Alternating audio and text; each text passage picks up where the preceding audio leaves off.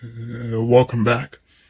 Now it's time to have a quick look at what's going on for Newcastle District Cricket, and then a bit of a cute story from what I did on the Gold Coast, and then we'll have a look at what occurred with local sport in April 2000.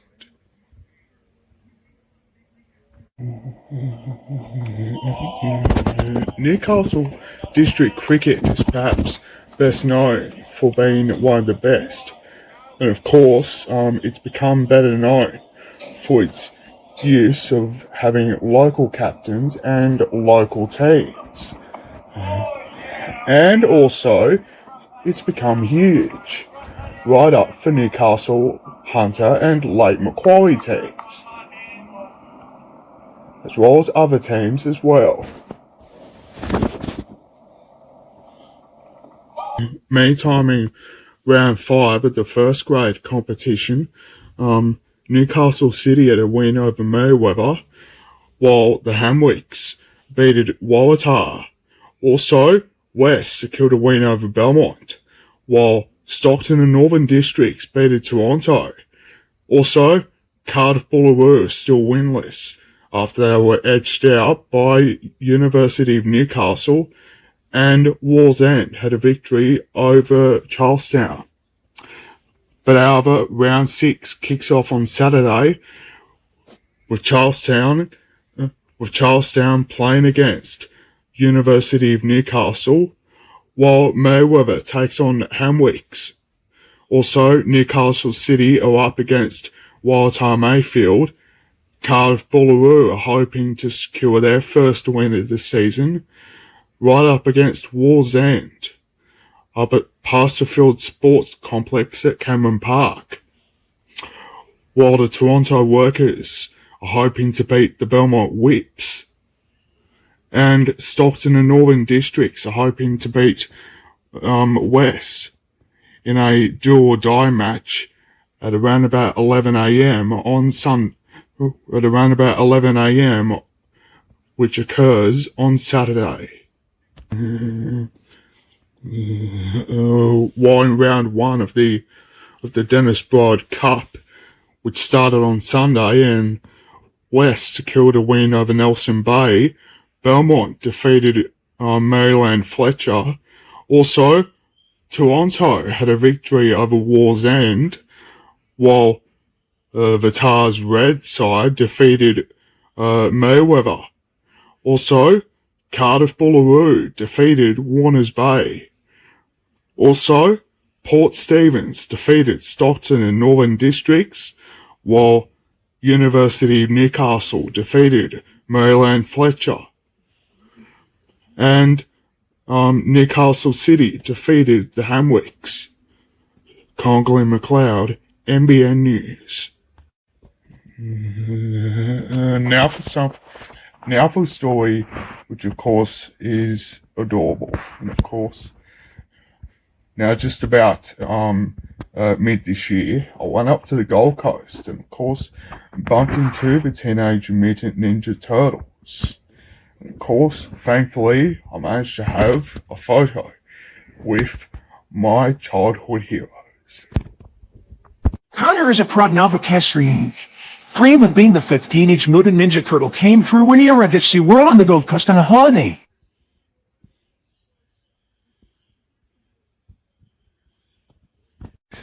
I couldn't wait to get there and see my childhood heroes, because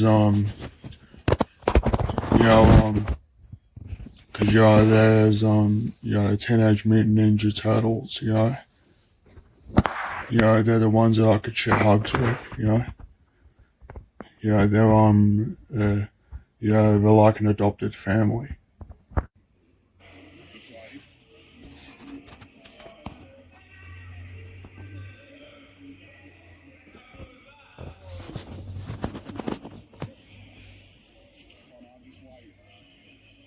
And we sure were. After after waiting for a few minutes, we couldn't wait to share his hugs and cuddles with Michelangelo, the internet. Myself, as well as Raphael, as well adopted him as the fifth Ninja Turtle.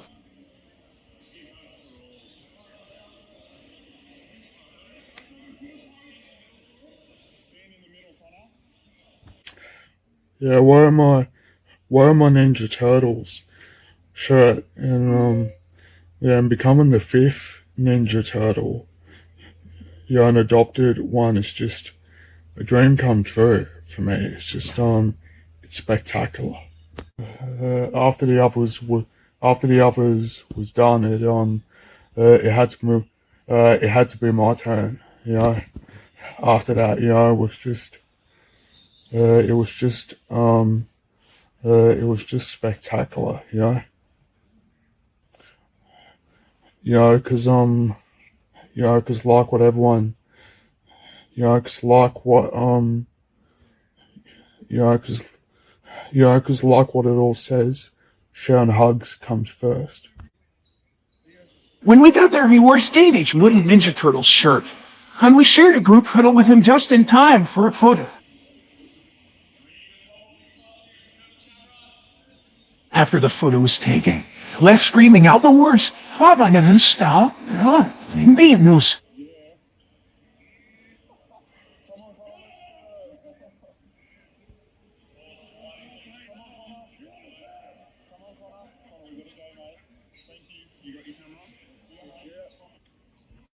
I remember saying words like "you're the best" and "cowabunga" when I left, because it's what you guys say. Ha ha. Now let's go back.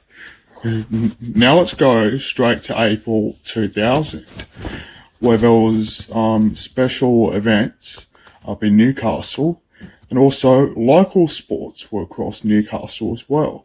And also the Rugrats arrived at the Newcastle Entertainment Centre. So, take it away, Maestro.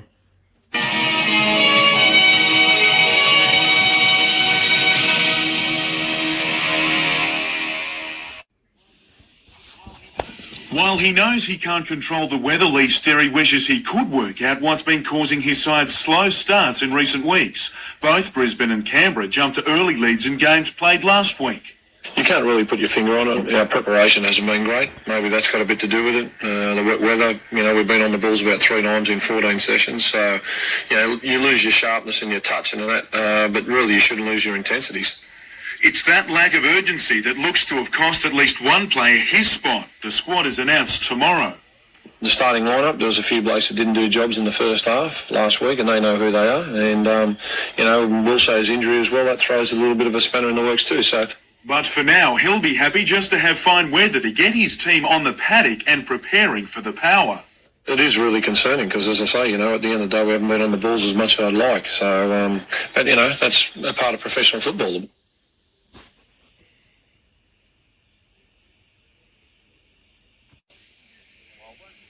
While local teams played around them today, Newcastle's national side went back into training. Yesterday, 2 Soccer Australia inspections found Breakers Stadium fit for the Parramatta clash, but last night referee Brett Hugo thought otherwise, postponing the game an hour before kick-off due to unsafe conditions. You've got to prepare mentally, and that's all you can do. And we're having a bit of a run here today, so stretch our legs and keep our minds focused on tomorrow night. There's no guarantee that'll happen either, with the waterlogged ground facing another inspection tomorrow morning. The club, meanwhile, will seek an explanation from Soccer Australia as to why the match was called off so late. It's claimed to cost the Breakers up to $60,000, as well as being a big blow for fans.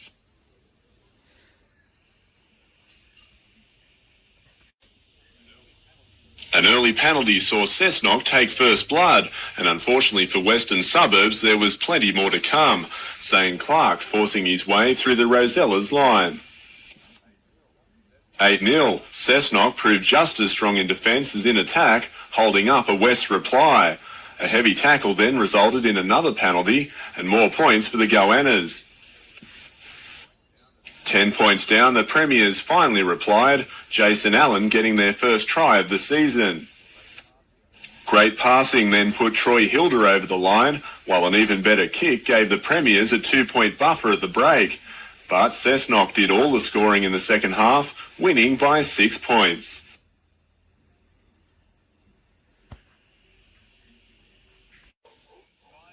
Blue sky and cricket. It's been a while since Newcastle had seen both together. The Charlestown opener Rod Mace only saw a little out in the middle, caught for 3 off Terry Crittenden. On a testing number 2 sports ground pitch, the chances came only to frustrate Hamwicks. Steve Mace and Dave Brown put on 48 for the second wicket before Matt Trail made the vital breakthrough. Brown reached 22, he fell victim to Reece Soper, with Darren Herbert catching him out as the Premiers plunged into trouble, eventually all out some 131 runs behind. Hamwicks winning its first premiership since the 1971-72 season. In Premier League basketball, the Newcastle Hunters kept its new weapon, Ben Melmoth, under wraps early against Maitland. And with moves like this by Tony Jensen, it was easy to understand why. The Mustangs also had some sting in attack. But with Ben Melmoth menacing in defence, the Hunters proved a hard force to stop. Rob Atkin hitting 25 as Newcastle stormed home to 118-98 win against Maitland.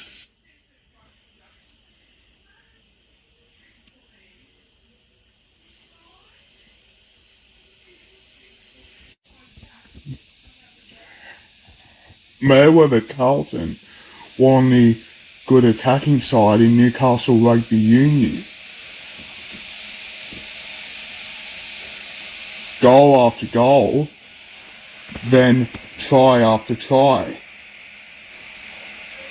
They had to stop Maitland from scoring.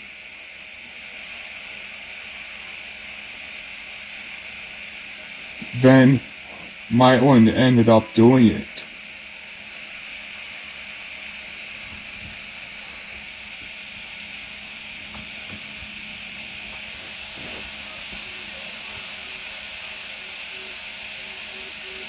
Conklin McLeod, NBN News.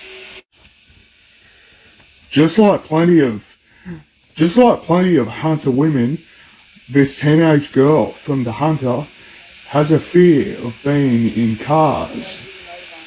I've always ridden motorbikes, road motorbikes, and I have a fear of being in cars. The only thing she loves doing is being in motorbikes. And that's the one thing that she's been doing since a teenage age. And also, she's hoping that she can have a win this week. Conklin McLeod, NBN News. The Knights started their day in the classroom, not studying rugby league, but learning the theory of scuba diving. Knowledge that will come in handy this Friday night when they take on the Sharks. With Tony Butterfield serving a suspension, Bill Peden will again captain the side. We've had pretty good form against the Sharks over the years, so we're quietly confident we can get the job done on the weekend. Still on a high after last week's win over North Queensland, Warren Ryan's squad will be bolstered by the return from injury of the Johns brothers and Sean Rudder. To soccer, and the pitch at Breakers Stadium is still so wet and boggy that training had to be moved elsewhere today. As the squad prepares to travel to Perth for Sunday's clash with the Glory, management says its cash flow problem isn't affecting players. Players have been played, and there is not one player that is owed any money other than what their contractual agreements are. Paul Lobb, NBN News. 14 years old and already a champion, Alyssa Searston took home 4 gold medals after her efforts at Perth in the Australian Age Swimming Championships.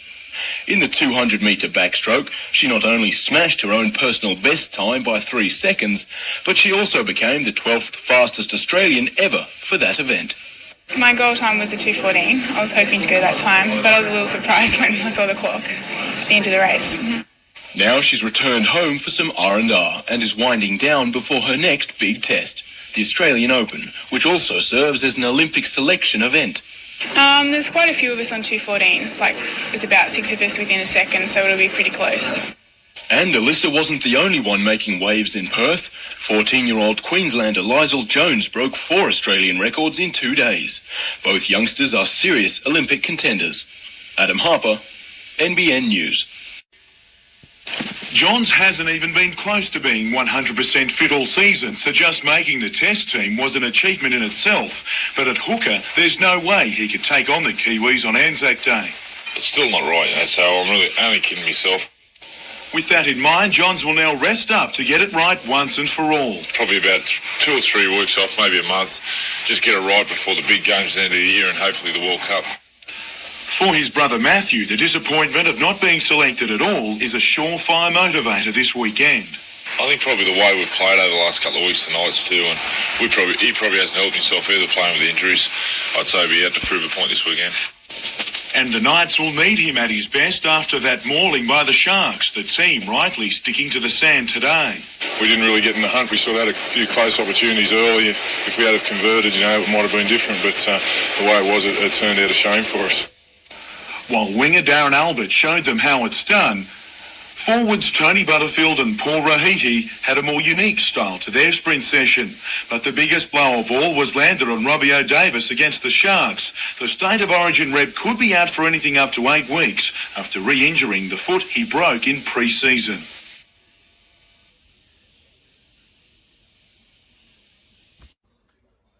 The highs and lows of world rallying. Weeks after a solid and unexpected first-up class win with his new team, this was how Michael Guest's second event ended. A collapsed wheel sending him into a tree at almost 100 kilometres an hour. It's one of those accidents where I had a bit of time to see what we were going to hit, which is not always the best way to do it. And there's quite a big tree looming, and luckily we sort of just caught it on the corner and spun off the tree, so we didn't stop dead still. Neither Guest's body or confidence sustained any real damage, and he says he's enjoying a great working relationship with his Hyundai team. Guest will now also enjoy a brief break before heading back to Europe at the end of next month for testing and the Acropolis Rally through the hills of Greece. The whole plan for the 3 events in the Formula 2 car was Greece would be the one where I would try and make a bit of a mark. We've already 1 win up, so I guess we'll try and do the same thing there. Colin Baldwin, NBN News.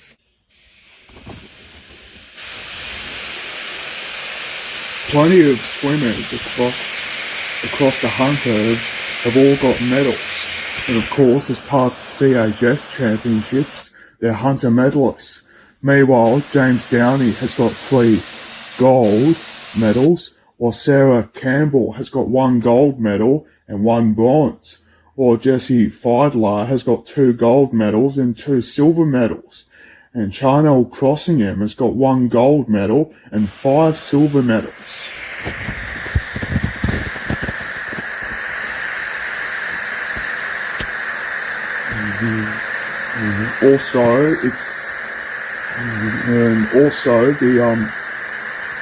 It's also happening to occur this week. Conklin McLeod, NBN News.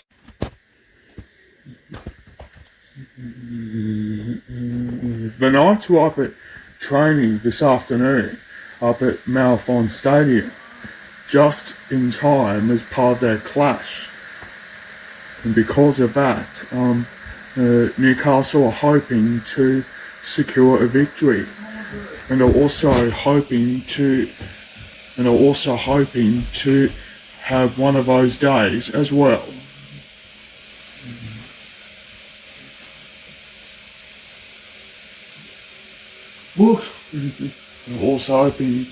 Also hoping to have one of those days for victory as well. Conklin McLeod, NBN News.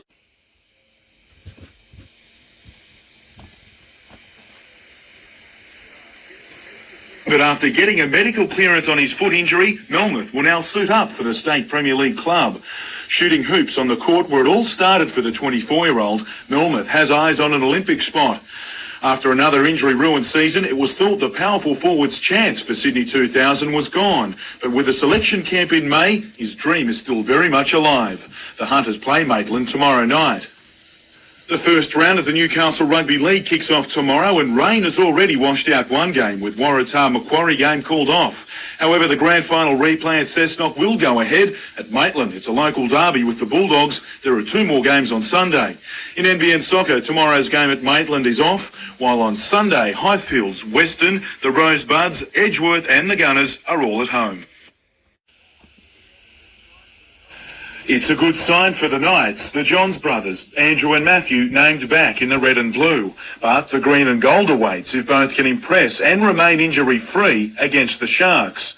The same can be said for Adam McDougall. He shone against Wendell Saylor and believes another performance against Matt Rogers should see him win his first Australian jumper. It comes down to the fact that he's probably already secured a berth on the wing spot. That's going to come down maybe to myself and that, so it's a good opportunity to really show what I've got to the selectors on Friday night. With the Johns brothers back, Adam McDougall is on the wing and Mark Hughes moves back into the centres. Denny Badiris returns to his role as rake, while Billy Peden will be out to keep his record-winning ways as captain intact. The lock named skipper ahead of Andrew Johns. Joey's superstitious, so he wants Billy to stay captain. I said, right up. And Coach Ryan is cautious. While happy with the weekend's half combination, he's still considering what options he has should Andrew pull out. Utility Sean Rudder coming into calculations after he returns from injury. He's got very good vision and a great pass Rudder, so I'm just, I'll be having a good look at which would be the better option there.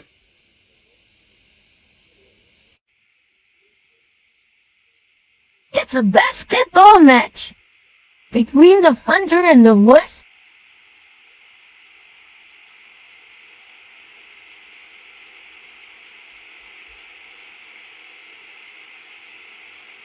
The Hunter scored plenty more slam dunks.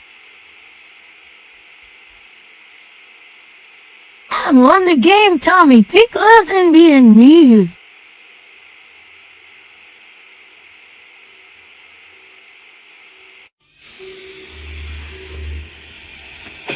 A cross-country event will be raced tomorrow at the Killingworth track, while on Sunday it's another round of the State Downhill Championship at Mount Sugarloaf.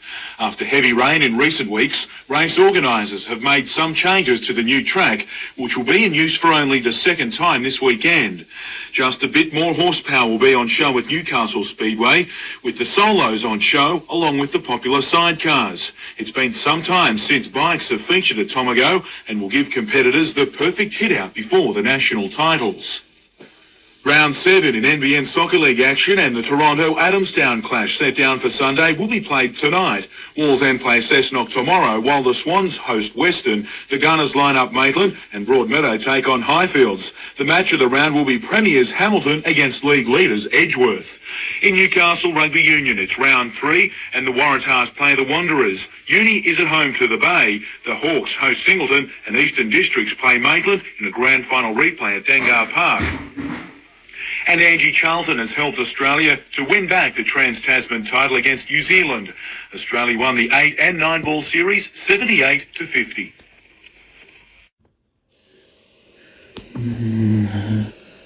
It was really dramatic when the cars get crunched. And of course it was drag racing up at Tomago today. And of course despite this, also there was a lot of dramatic moments, despite a lot of bikes, and also this caravan exploded, but thankfully this car from Raymond Terrace got past it, but thankfully not burned, and so too the same one, but thankfully so too did the motocross action. Conklin McLeod, NBN News.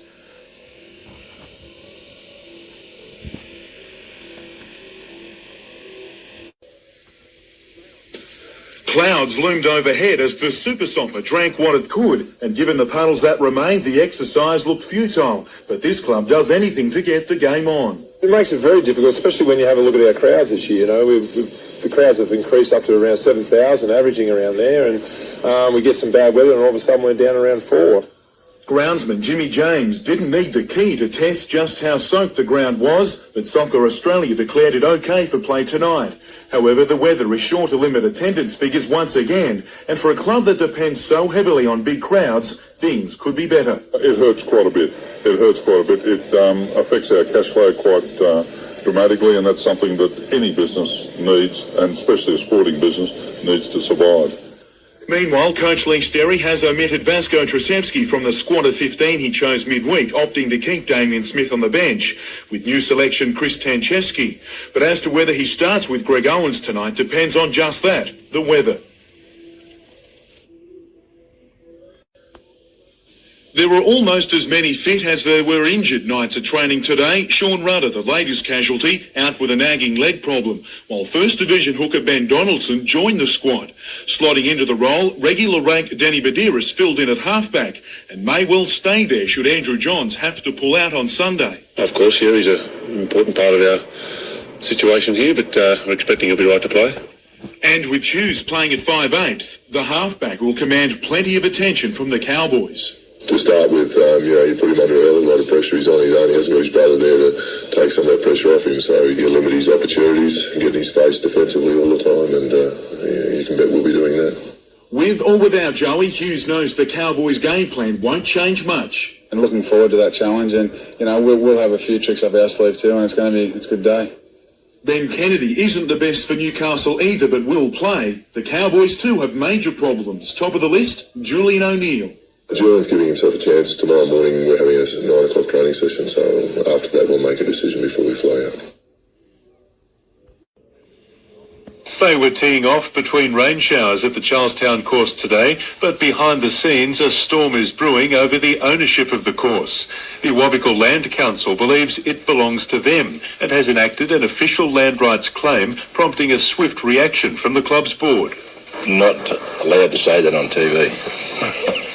So you were surprised? We were very surprised.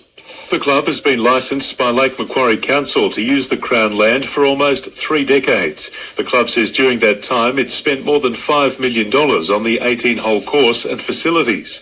Many of the 1,400 members are worried all that could be lost. It's not real good for the golfers, I suppose. It depends what they want to do with it, whether they want to take it over or keep it as a golf course and just run the show. Facilities in Lake Macquarie are pretty sparse as it is, so we don't need to lose any more.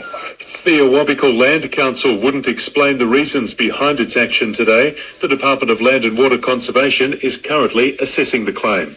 We will be appealing against that if there is, if it is granted to the Wabikal. Paul Lobb, NBN News. The Go Kids Go Karts program reads like a teenage dream. For 10 weeks, school sport is replaced by speeding around the Newcastle Kart Club's Mount Sugarloaf circuit. Lake Macquarie PCYC was searching for an activity attractive to young people, and karting seemed like a good idea. As you can see, it's an exciting sport, so it certainly catches their attention. But it's hoped it will do more than that. The course aims to improve self-esteem, encourage the students to take up sport, and continue schooling. Along the way, it'll hand out a few lessons of its own on the mechanical side of things, teamwork and basic driving. We're not encouraging them to speed, but we're encouraging them to drive safely, and also this will show them what happens if they do lose control in a safe environment. The program is expected to become a regular part of the PCYC's activities.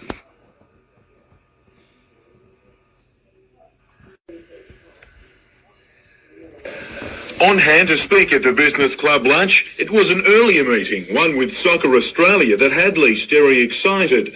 Breakers Stadium was sized up for a potential semi-final match, and given the crowd that would be expected at such a game, Marathon Stadium could now be on the cards. There's no doubt if we probably get through the first stage of the semi-finals, a home and away leg, that after that we would probably have to move to Marathon, because hopefully the people in town do follow this team. But first things first, and competition leader Perth Glory is the hurdle this weekend. They'll be pumped up for a big performance against us, because we have been their bogey team throughout the whole competition, so I don't think anybody has got the record we've got against Perth.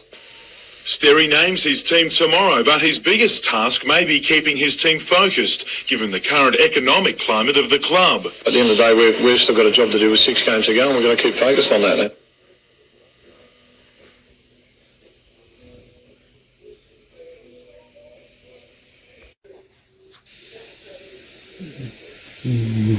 The Hunter had to quickly secure a win against their rivals, and of course it was up in basketball, while Waratah Mayfield secured a win in Newcastle Rugby League against their old foes, Conklin McLeod NBN News.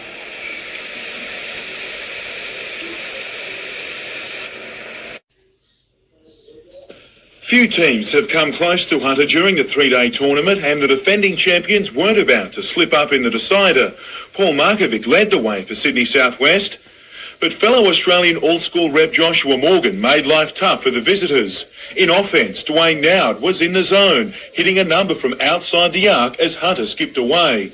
The home side played with the dominance and confidence that comes with holding the title, and Nathan Collins continued the rout on his way to 21.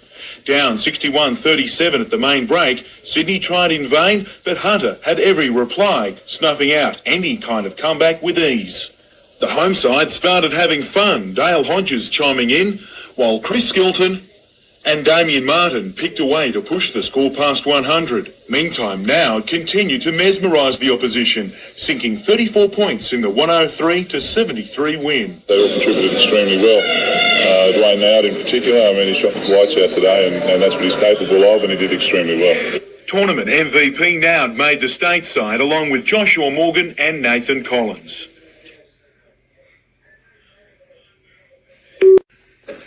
Matthew John says he's 100% fit for the first time in weeks, and Brad Fittler believes if that's the case, the Knights' number 6 should be the Kangaroo 5/8 against the Kiwis, with the Australian captain at lock. It's a fair chance. I think Matty Johns, I think he's the man for the job.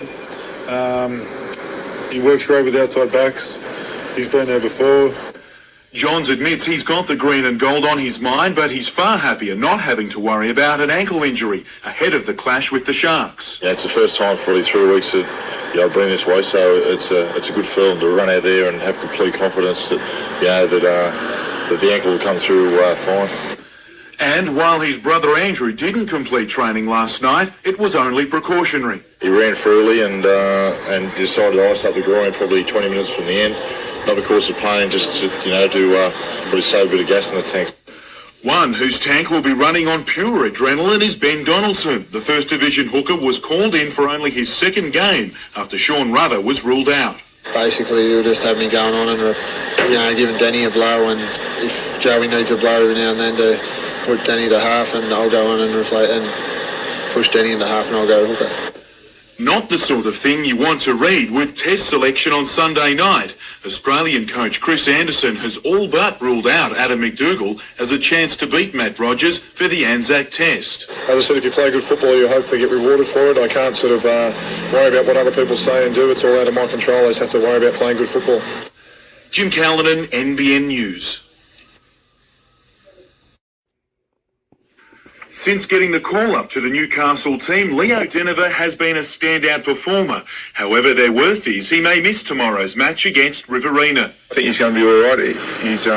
He did have the flu, he didn't train Wednesday, but I'm pretty sure he's going to be 100% for tomorrow. Troubled only by a few nerves, the 23-year-old skipper Jared O'Doherty is ready to lead Newcastle out for one of his biggest games. Yeah, I am actually. I'm a little bit more nervous than what I thought I would be. It's a big game, and having not done a lot of captaincy sort of stuff, it's probably the biggest assignment I've had so far.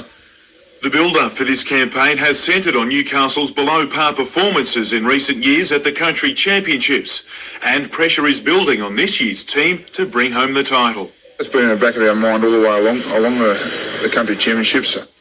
A country team to play before the Anzac Test match will be selected after the final. The game itself will prelude the local derby between Curry and Cessnock in Tui's Cup action, while South play Waratah. On Sunday, West host North Nelson Bay, Central play Lakes, and Macquarie is at home to Maitland. Earlier on in the season, the Coasties were proving to the rest of the league that they were one of the form teams in contention for the premiership. But a spate of unfortunate home games saw their position on the ladder slip. That was turned around last night as the Coasties opened up their account with a close-range goal from Nathan Byrne. That proved to be the first of many for the young star. Nathan chalked up 3 more goals for the Coasties, shattering Eastern Suburbs' defence. But still they didn't give up and even managed to put one of their own into the back of the home team's net, several more shots only narrowly missing their mark. The match has proved to be a timely victory for the Coasties as they play at North Power Stadium next weekend against Bankstown City as the opening match for Northern Spirit versus Canberra Cosmos. Adam Harper, NBN News. There was a lot of motorbike action up in Newcastle, as well as the Hunter, but however 2 bike riders were involved in a nasty accident for which they later crashed and were taken up to hospital.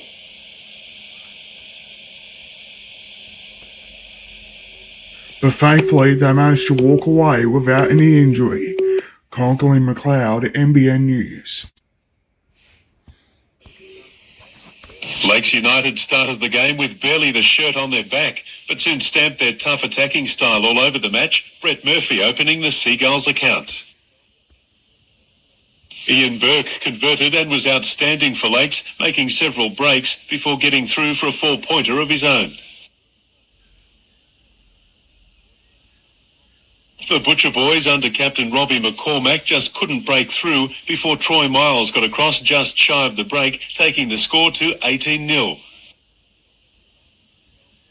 In the second half, the Seagulls ran in 4 more tries, full-time score 38-0.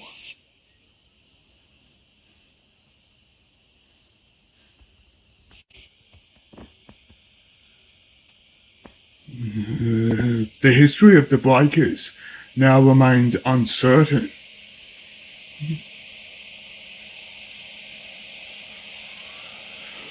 They have a home game in just about a couple of hours' time, and also now they have a decision to make as well. Conklin McLeod, NBN News. Nursing a broken hand, Watts let his legs do the talking at training today. Come May 20, they'll be well versed in the art of kickboxing once again after a 2-year layoff to concentrate on boxing. 2 years ago, I could not get a fight in kickboxing. After holding the world title for 4 years, I still couldn't get a fight, so then I concentrated on boxing.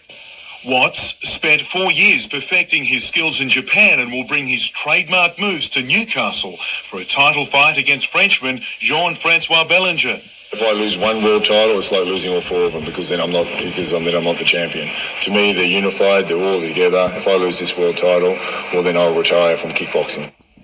Newcastle will have one of its own on fight night as well, with Ben Steele to fight another Frenchman for a world amateur title. Steele admits to nerves but says he can't wait to star in front of his hometown. The hardest part of the fight is getting into the ring. Once you're in there, it's not too bad, but just the fact that you're walking out and you have this support behind you, it's going to make it a hell of a lot easier and really boost your confidence. And by the look of his technique, the 23-year-old nurse shouldn't need much help in putting his opposition to sleep in May.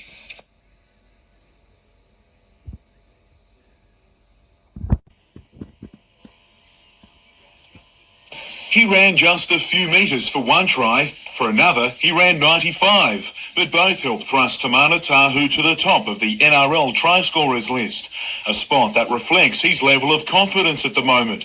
But the 19-year-old isn't getting carried away. Chased for the Kiwi Test team, he's so far shied away from representative commitments, but the junior kangaroo hasn't ruled out playing for New Zealand somewhere down the track. They think that I'm sort of keeping my eye on the Kangaroos, but I'm not. I'm just putting my head down and trying to play the best football I can. Then maybe 2 or 3 years later, I'll think about playing Test football, but I haven't really closed the door on the New Zealand team. But the win against North Queensland came on the back of a strong performance by his forwards, prop Matt Parsons, one who's relishing the starting role. That's for sure. I love starting, and as long as my form keeps up, it'll at least make Warren's decisions a little bit difficult when Batsy comes back. Not quite a John's brother, Peter Shields did his best cameo yesterday as he enjoys some of his best football. I think that's where the tries are, so I think that's 4, so I think if I get out there a bit more, I might score a few more. Meanwhile, league administrators are looking into touch judge Steve Nash's allegation that he was hit in the leg by a missile thrown from the crowd.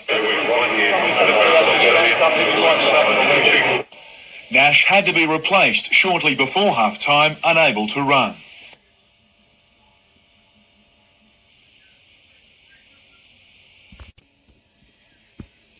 It's no secret the Newcastle Breakers virtually live off gate takings from home games, and the washout on Friday night has hit hard.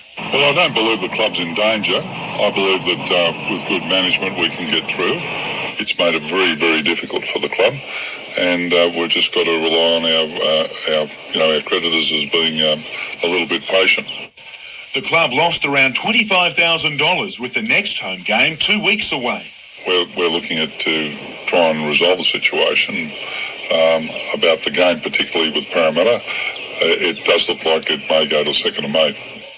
Meanwhile, in Rugby League, Newcastle will play Riverina at Curry on Saturday in the final of the Country Championship. In Group 21, wins for Aberdeen, Corindai and Singleton. In Rugby Union, 7 Hunter women's players have won country selection after the team won the title at Coffs Harbour. Hunter rallied late in the final, scoring 2 tries in the last 10 minutes to beat Central Coast 13-5 for the title.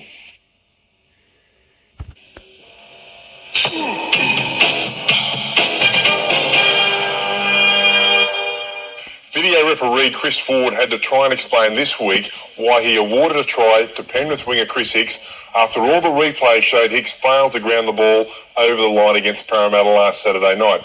Referee Mogseen Jadwat's communication with the referee was spot on by telling Ward that he thought Hicks had been held up over the line. Now, I'm dumbfounded how Ward then awarded the try despite inconclusive replays, in contrast to the on-field referee's impressions. Let's go on to some plays from last week. And the Broncos Storm match was a really fiery one last week. Tony Carroll making his mark, as you can see, while Gordon Tallis also got one on his old rival Rodney Howe. And David Atkins, the young front rower from Canberra, had planned on letting nothing get in his way to score this try, but unfortunately he was beaten at the post. And you've got a feel for Jeremy Slosh after this attempted tap kick last weekend. And also, it's good to see Jason Lowry score his first try in 138 grade games. That's almost 8 years of rugby league.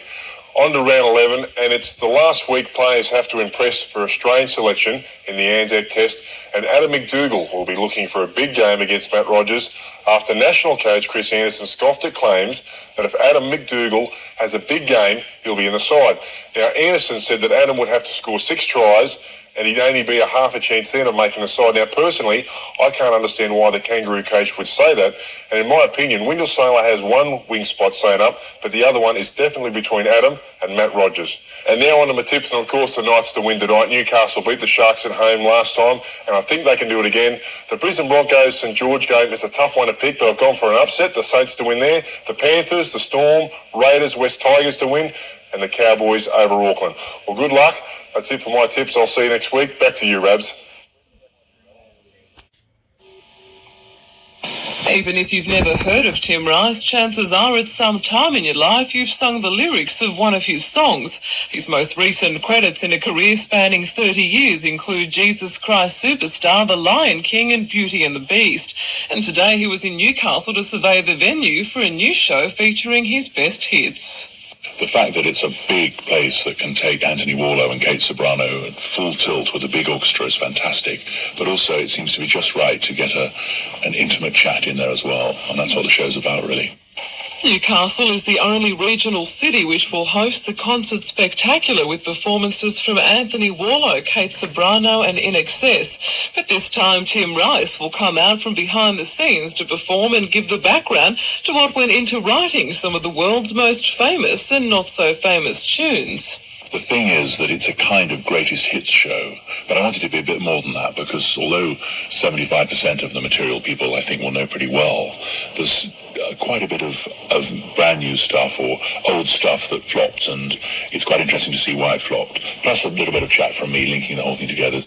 Newcastle is the second stop in the 5-week tour, which kicks off on April 27. Helen Kapelos, NBN News. Speculation has been rife all week over the financial problems that enveloped the soccer club. At the start of the week, General Manager Maurice McAllister said the club had asked creditors to be patient, with the washed-out match with Parramatta costing the club thousands. But we're still paying creditors too. You know, well, it's not as though we've stopped paying them. That would be, certainly a serious situation. Today, the club's phones at Birmingham Gardens were cut off. The number you have called is not connected. Club staff can't say when they'll be hooked back up, while owner David Hall and Mr McAllister have been in Sydney in meetings.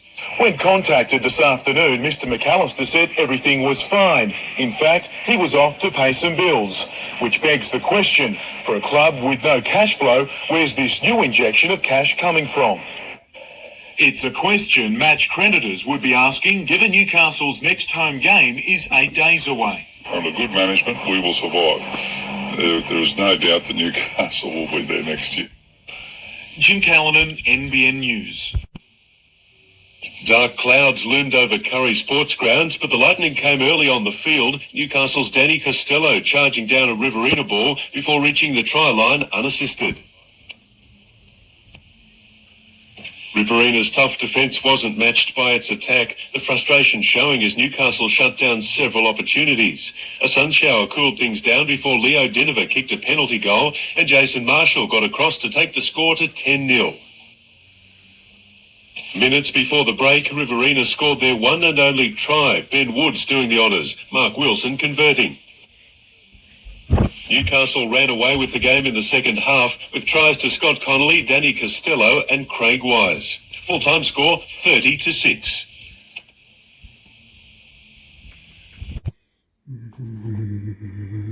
The Black Diamond AFL kicked off over the weekend, and of course it was Terrigal Avoca up against Cardiff.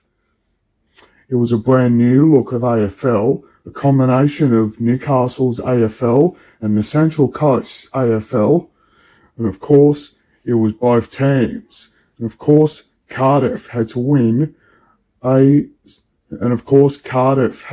game. And of course that occurred over the long weekend. And it was all thanks to plenty of spectacular goals. Conklin McLeod, NBN News.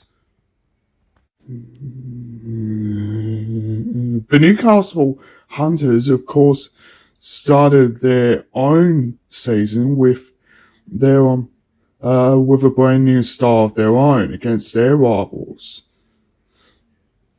It didn't take any long before Newcastle managed to secure the match winner.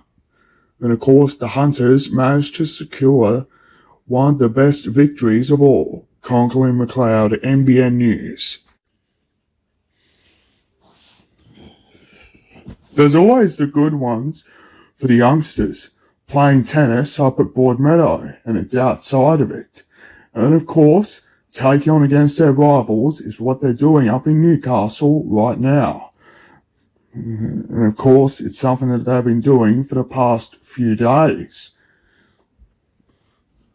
And of course, whoever goes through, and of course, it's part of a singles and doubles matches, as well as the finals and finals matches. Conklin McLeod, NBN News.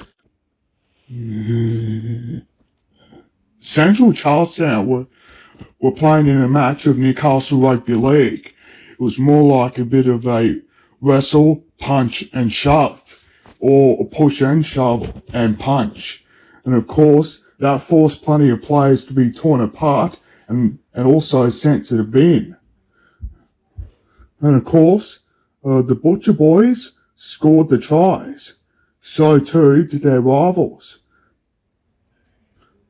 Before the arguments turned from bad to worse.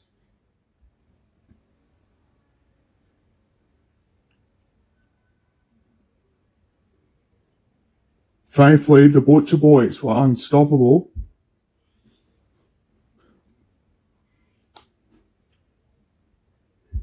Before it was thrown back. And then punches were thrown back again. Then their rivals were eventually given a chance to score. Then, later, back inside, it was of course back at the good experience for Curry, as they were quickly awarded with, as one of their members was awarded. Conklin McLeod, NBN News.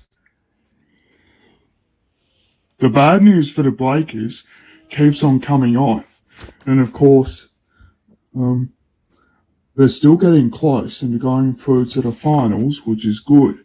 But however, it's not just that. The bad news is, they've lost an amount of money. And also, if they lose more, they could drop out of next season. And also, it could be heartbreaking for one of its founding members.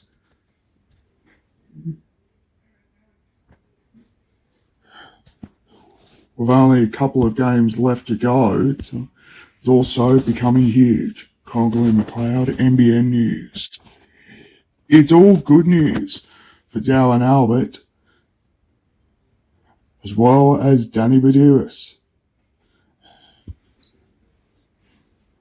As Darren Albert is all but clear to return.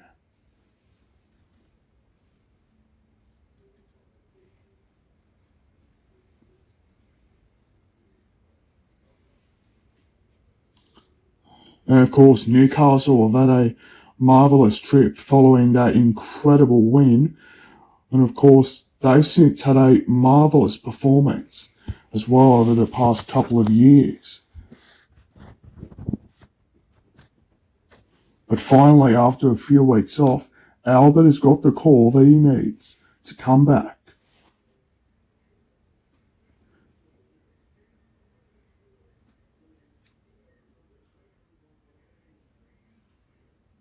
Also, the Knights had a huge win over North Queensland. It was just massive for Newcastle.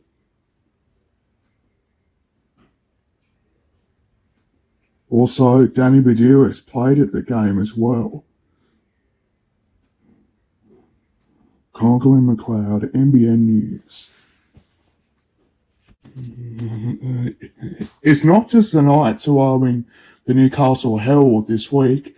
It's their coach, Warren Ryan, which of course has the line, walk talks the walk. And it means that he won't be back next season. And however, but thankfully, their players will, except one of their players could be on the outing. Thankfully, Matt Gidley is not one of them. And neither is Steve Simpson.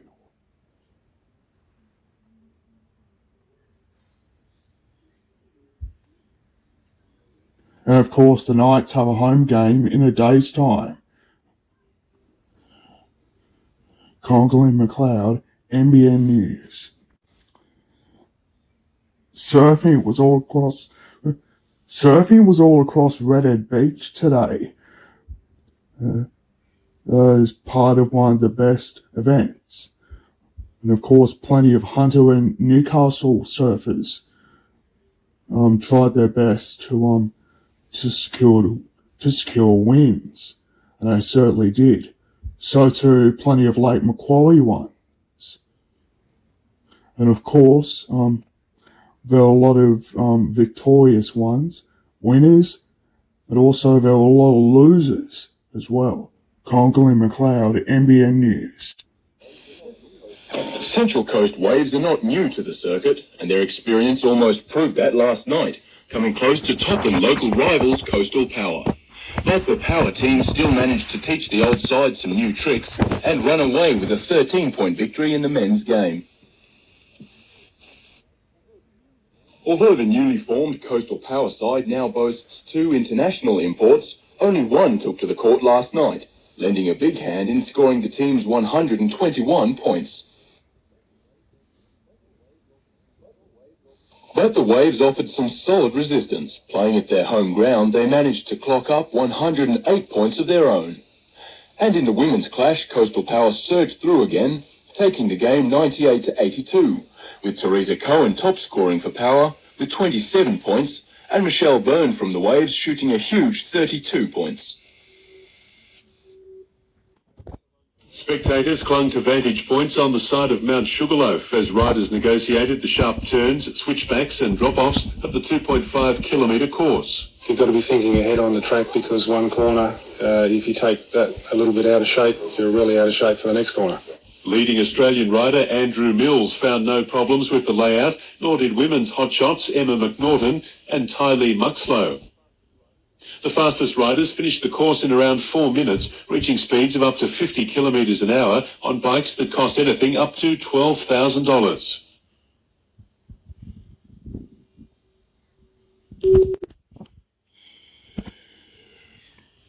There was finally something really good to come for the Breakers. They had a victory over Perth Glory, 2-1. Congley McLeod, NBN News. In 4 trips west, Newcastle had never left without the points, but statistics also caught up with Todd McManus. His 4th yellow card now means an automatic 1-week suspension. Ex-breaker Troy Halpin caught up with old teammates, while Bob Catlin wasn't on good terms with the Glory strikers, denying the home side's early attacks. At the other end, Andy Harper placed the perfect cross for John Bonavolia's 16th goal of the season. Glenn Sprott found out the hard way Bob Catlin was letting no one get in his way. With the parochial Perth crowd in his ear, the big glove man was right on song, keeping things 1-0 at the break. Things were getting desperate for the home side, but it was the Breakers, Glenn Sprott, who made the referee's bad book. Harper wasn't happy when he was filled within range of the target. His mood didn't improve when the Glory got on the board after a goalmouth scramble. But there was one way to get a smile back on his face, scoring the match winner, and after setting Bonavolia up in the first half, the favour was returned in kind. A 1-goal lead was almost doubled, but it was desperate defence that ensured the 3 points came home to Newcastle, pushing the Breakers into 4th spot.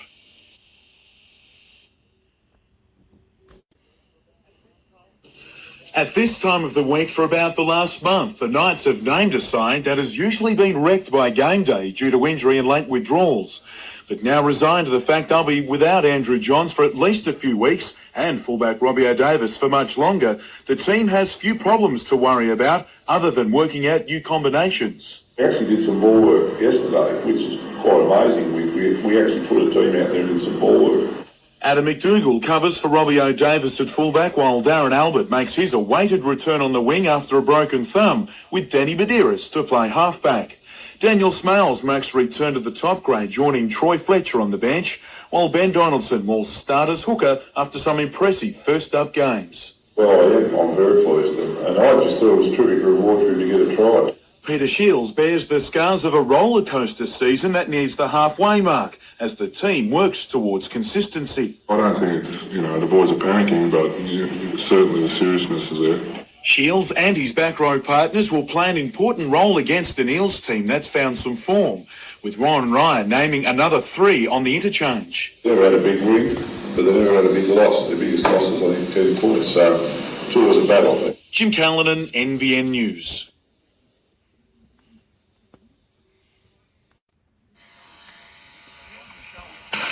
Keen to show its contribution to local communities, Club New South Wales will use Club Week to raise money for various charities all over the state. In Newcastle, the Mater will benefit, with the rich Newcastle guineas going a long way to raise money for the hospital. It's a win-win situation, with the Harness Club offering around $50,000 on the night in prize money for trainers and owners. Prestige, though, the real prize in the feature guineas. It's always good for the breeding purposes of 3-year-olds to run a very fast time, and track's on fire at the moment, so that makes it more attractive for the leading trainers to bring their horses to Newcastle for such a prestigious event. To basketball, and after a season ruined by a leg injury, Ben Melmoth continues to make big strides towards Olympic selection. He was one of 24 named for the 3-day Boomers camp in May. That will then be cut to 19 before the final 12 are selected a month later. And while no Knights will be represented in the Anzac Test, Newcastle will still have a presence in the form of support staff. Brother and sister combination Simon and Danielle Atkin are the massage therapists for the Australian team. Greta Smith, Loretta Parrington and Maria Edmonds all share one thing in common, a mission to beat their male counterparts this weekend. With a nickname like the Methanol Mum, Greta Smith is well on her way. I've racked up a couple of wins. I haven't been really consistent this year. I put that down to the fact that we've just put a new car on the track and I've had a fair few mechanical problems. All experienced street stock campaigners, the trio know they'll be given a hard time on Saturday. They certainly do. They don't let you past unless you can get past, and they don't like it very much when you win. But no, they're pretty good sports too. And 2 horsepower of a different kind and the mighty Mini Trotters were on track in Maitland today preparing for the state championships. 78 competitors from as far as Victoria will harness up, some faster than others. Racing happens on Saturday and Sunday at the Maitland Showground.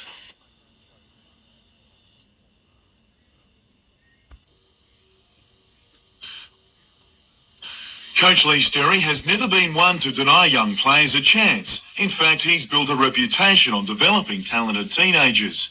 With defender Todd McManus outed for a week, he took little time to decide on Josh Ferguson as his replacement for his first run-on game for the top side. He's a down-outright stopper. He knows the defensive game inside and out.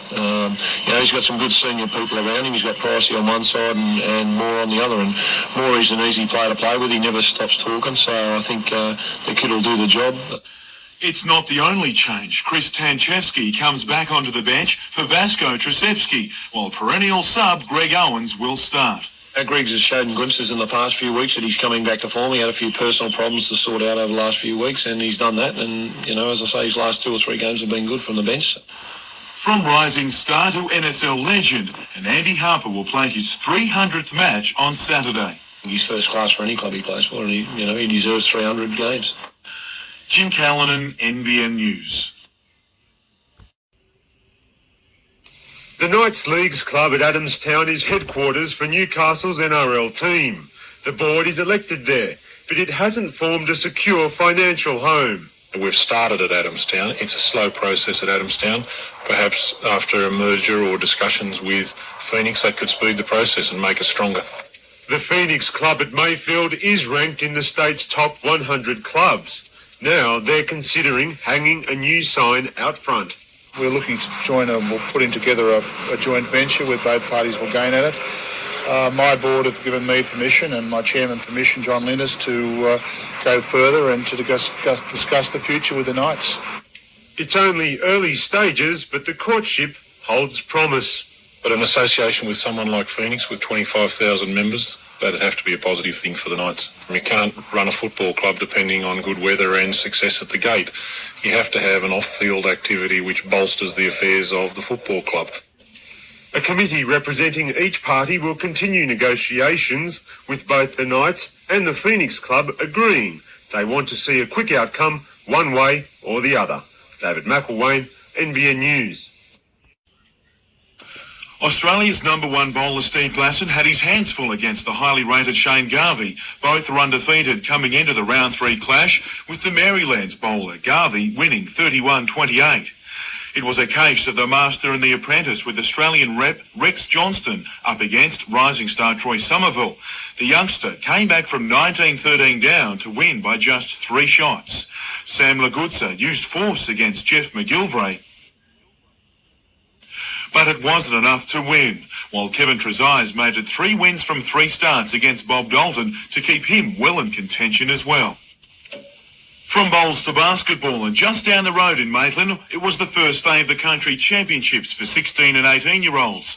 The clash between Newcastle and Maitland and the 18s boys was the best of the day. Dale Hodges firing from long range to help Maitland into the lead, but Newcastle kept within reach with nice touches of its own. Chris Skilton used power to drive home for a basket, while Philip Brown had finesse to keep the scoreboard ticking over. In a thrilling finish, Newcastle got home by a point, 62-61, after being down by 6 inside the final minute.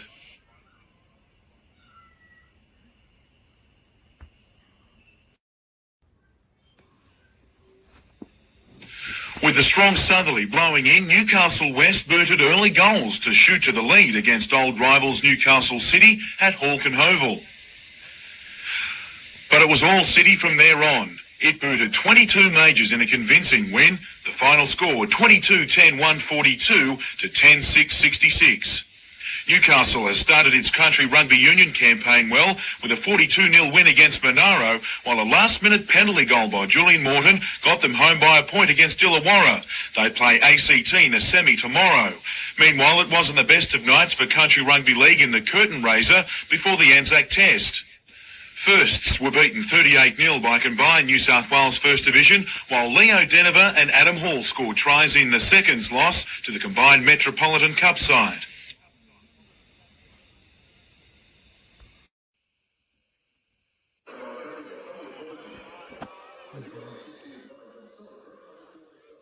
It was time for the Newcastle Knights to have a meet and greet with their fans at Marathon Stadium. Then it was time to throw the ball as part of Pass the Ball of Chucky Finster. NBN News.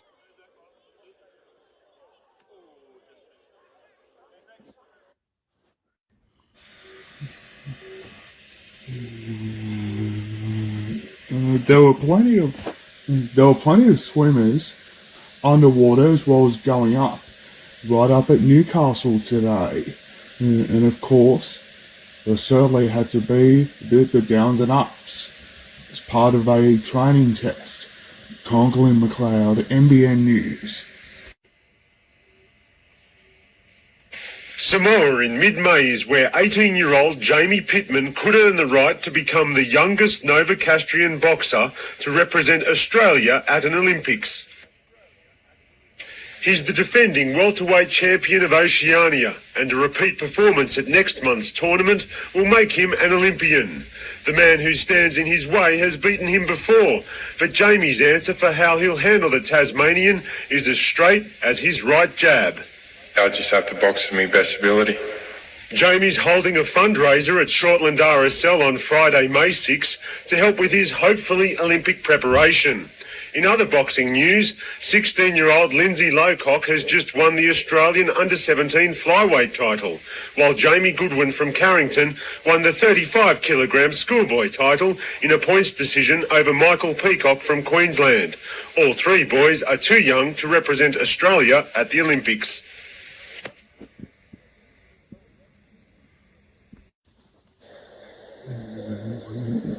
It's certainly one of the best games, and it's outside, and because of that, it's lawn bowls.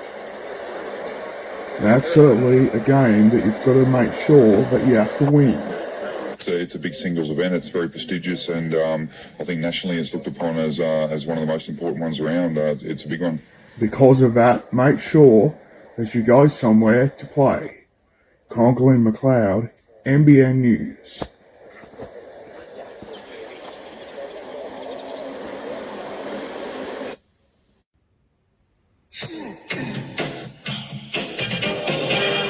Now, here's the word from the Chief. There's been a lot of publicity this week over Brett Mullins, and sure, he's guilty as charged, but the frustrations of a football match are extreme. You're hot, you're bothered, things aren't going your way, and Brett's been trying his hardest to make a comeback to the representative scene. In doing so, he's put a lot of pressure on himself, which only added to the blow-up with McLinden. For $25,000 and 4 weeks suspension, I'll tell you what, that's pretty tough. Brett has apologised in public and in tears, and now McLinden has taken his spot. When you consider Auckland and North Queensland were each fined the same amount by the NRL for a brawl which spilled over the sideline, you've got to wonder whether the punishment Canberra's dished out fits the crime. And the wrap-up for this week, round 12, the Bulldogs-Storm match, is one to think about. The Bulldogs were ferocious last weekend against the Tigers, back to their traditional fire and brimstone defence. The Storm will have 8 players backing up from test duty, and even though the Dogs have been inconsistent, I think they can win this game. The Knights, they need to win and win well against Parramatta this Sunday at Marathon. Joey Johns will be having a well-deserved break, while Matty and the boys will need to be on their game against the crafty Brian Smith coach side. And you'd like to think that the Northern Eagles, if they have anything left in the tank, they'll use it at Brookvale against the Broncos, who have players backing up from the test, but of course they're used to that situation. I've picked the Tigers to beat the Cowboys, Saints over the Panthers, Sharks to beat the Warriors, who'll be sore after Friday's test, that's for sure. Roosters, Bulldogs, Knights and the Broncos to win their games. Enjoy your Easter. Back to you, Rabs. Now at Newcastle, Andy Harper can reflect on 14 years in the NSL top grade as one of the most revered players in the competition. But even a veteran of 2 grand finals can't help but feel a little nervous before running out for his 300th game. It's quite exciting, actually. It's not something that you ever imagined to happen, and then it grows upon you slowly and gradually. But now that it's here, it'll be good to get it out of the way. I suppose it's a bit of a milestone, yeah. It's an achievement even he thought may have slipped out of reach after a disappointing time at Brisbane. I've had a hard couple of years, in truth, and this year's been good to reconsolidate and get some credibility back, and to notch up to 300 will be a nice bit of icing on the cake. His form for the Breakers this season has been outstanding. His partnership with John Bonavolia has helped the pint-sized striker yield 16 goals this season. Some more tricks from this duo are planned tomorrow night against Carlton. We should have a couple of Batman and Robin tactics up in the back cave somewhere. And while Harper admits the sun may be setting on what's been a great career, it's a long way from his first game as a 20-year-old in Sydney.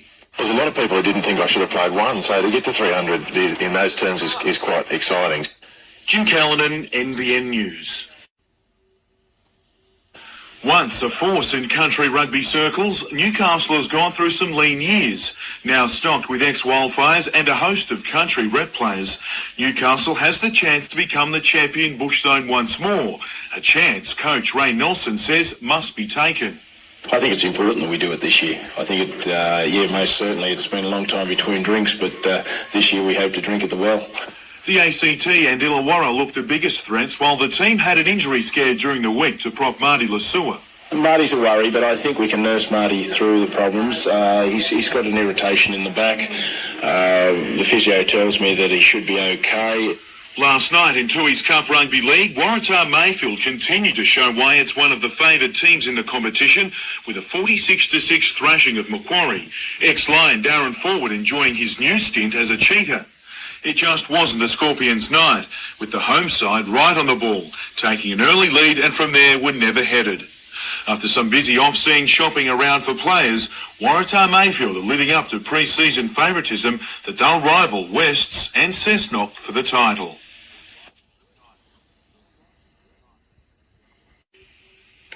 The game marked Andy Harper's 300th NSL match, and some Greg Owens brilliance almost got the party off on the right foot. Newcastle was keen to flex its muscle on home turf. Andy Roberts, though, was booked after this seemingly harmless challenge. But there was no doubt new boy Josh Ferguson found a spot that hurts. Carlton enjoyed few first-half chances. Likewise, Newcastle, Harper shot beating everything, including the net. Then a decision that left many scratching their head. Striker John Bonavolia yellow-carded for diving, when most thought he'd actually earned a penalty after a Steve Horvat tackle. Referee Eddie Lenny didn't do much to endear himself to fans shortly after. A second booking and subsequent send-off for Andy Roberts had the crowd seething. It threatened to spoil the real show, and the football was pretty to watch, with a double act by the keepers before half-time, ensuring things remained level. Bodies went on the line as goals continued to elude.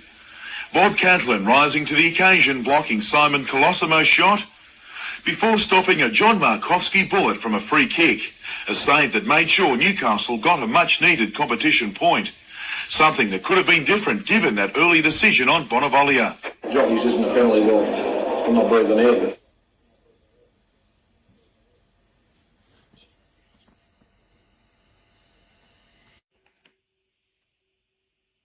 There was a demolition derby that occurred in Newcastle where a grist with the bees.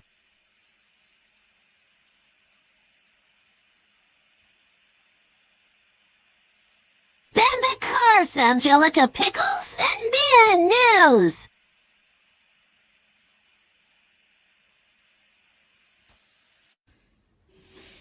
It was only right that Ben Kennedy and Bill Peden were late for this morning's review of the match. After all, they did leave yesterday's win to the final few minutes against Parramatta. After scoring 2 tries himself, the second rower put Peden away to take the game. It sparked a sea of celebration in front of the biggest home crowd this season. It was so emotional, so if you can't get emotional about that, you never get emotional. And, everyone was that excited. It was a big win for us. Yeah, I think it's out to about 60 metres now, but no, I just wanted to get there for the boys. They'd really toiled hard all day, and I just wanted to get there so they could have a bit of joy. Given recent form and injury worries, the win was desperately needed. I believe we can win a premiership, but if we're going to win a premiership, we've got to start winning the close games. And if we lost that one yesterday, the heads would have went down. But we're very proud of what we did. A hip injury to Peter Shields is the only real injury concern, while Matthew Gidley is expected back this weekend. But given the Easter break, the match review committee won't make a decision on whether Tamana Tahu has to enter the judiciary for this until Wednesday.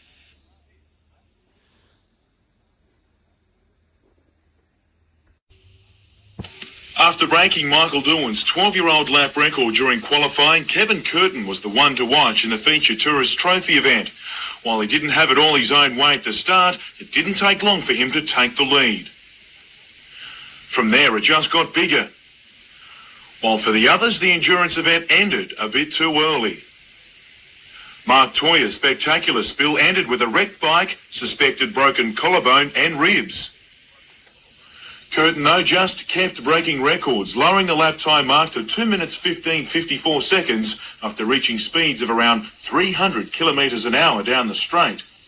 And to make the win even more impressive, Curtin did the 49-lap endurance event Ironman style, electing to tackle it solo while most swapped with a teammate halfway through.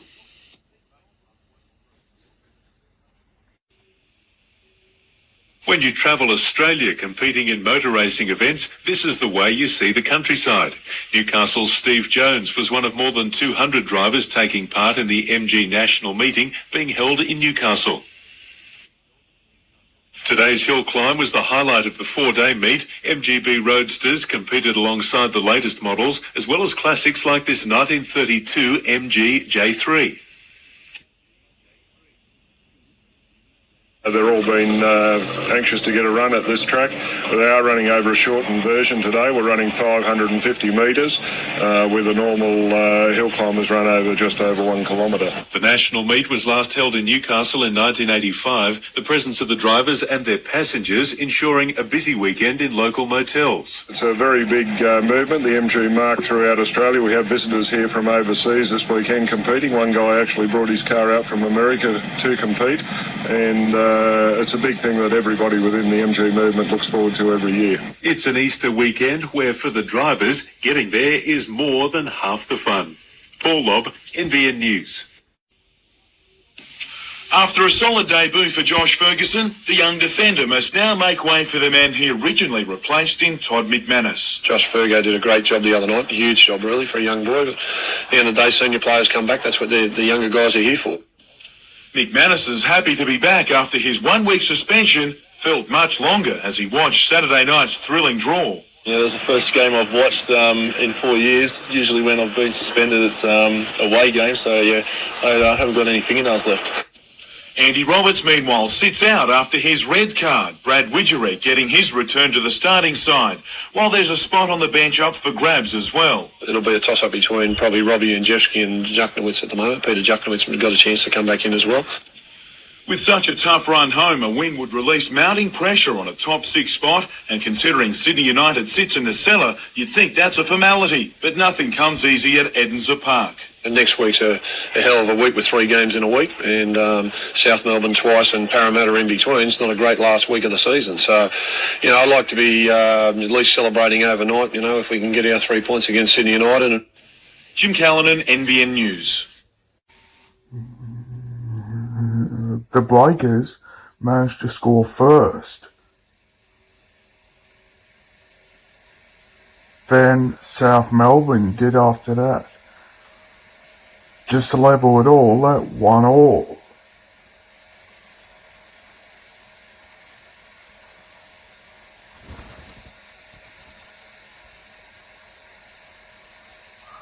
Conklin McLeod, NBN News.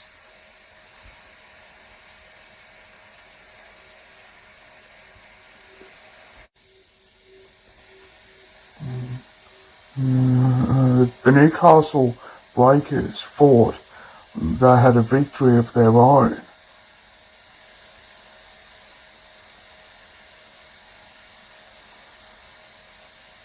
Before they ended up losing to South Melbourne over the weekend.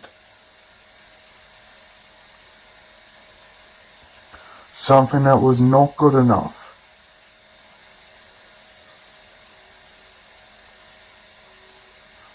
Glenn McLeod, NBN News.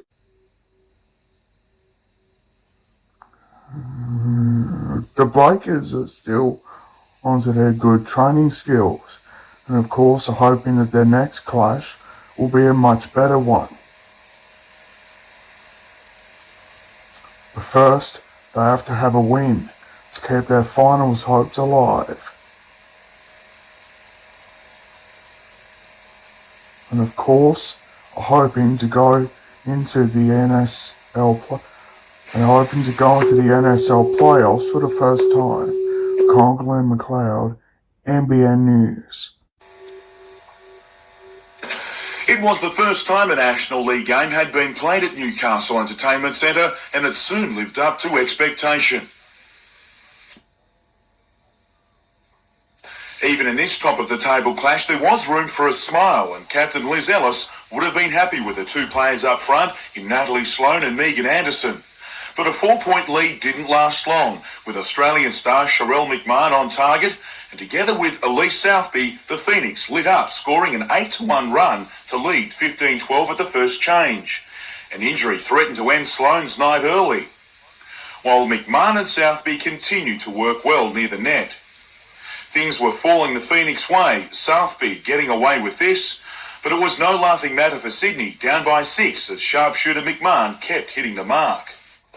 A leaky roof on a rainy night held things up a while, but it was watertight defence that got Sydney back into the match in the third term, led by Reagan Jackson and Liz Ellis. Sharelle McMahon made sure Melbourne stayed right in it. She missed just one shot all night, but the Swifts powered home to win 55-51.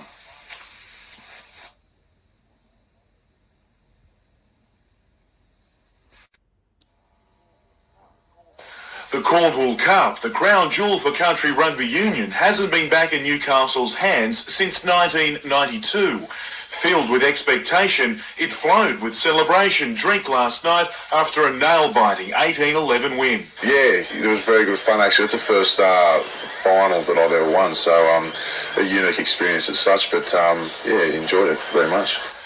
They did it the hard way. Up 15-3, Newcastle had to withstand a Central North fight back with the lead cut to just 4 shortly before full time. While the defence held, it wasn't before some tense moments. For ex-Wildfire and Newcastle skipper Dave Lubins, it's just reward after a few lean years. It was fantastic. I haven't won a trophy in a long time, probably since college, and that's probably as sweet as it comes. Both players are set to feature heavily for Country New South Wales in a national championship, the Commonwealth Cup, later this year. The rugby win follows Newcastle's runaway victory in the Rugby League Country Championship at Curry earlier this month against Riverina. From that winning side, Jared O'Doherty and Shane Lalota went on to represent Country New South Wales and will now both play for the New South Wales residents team against Queensland.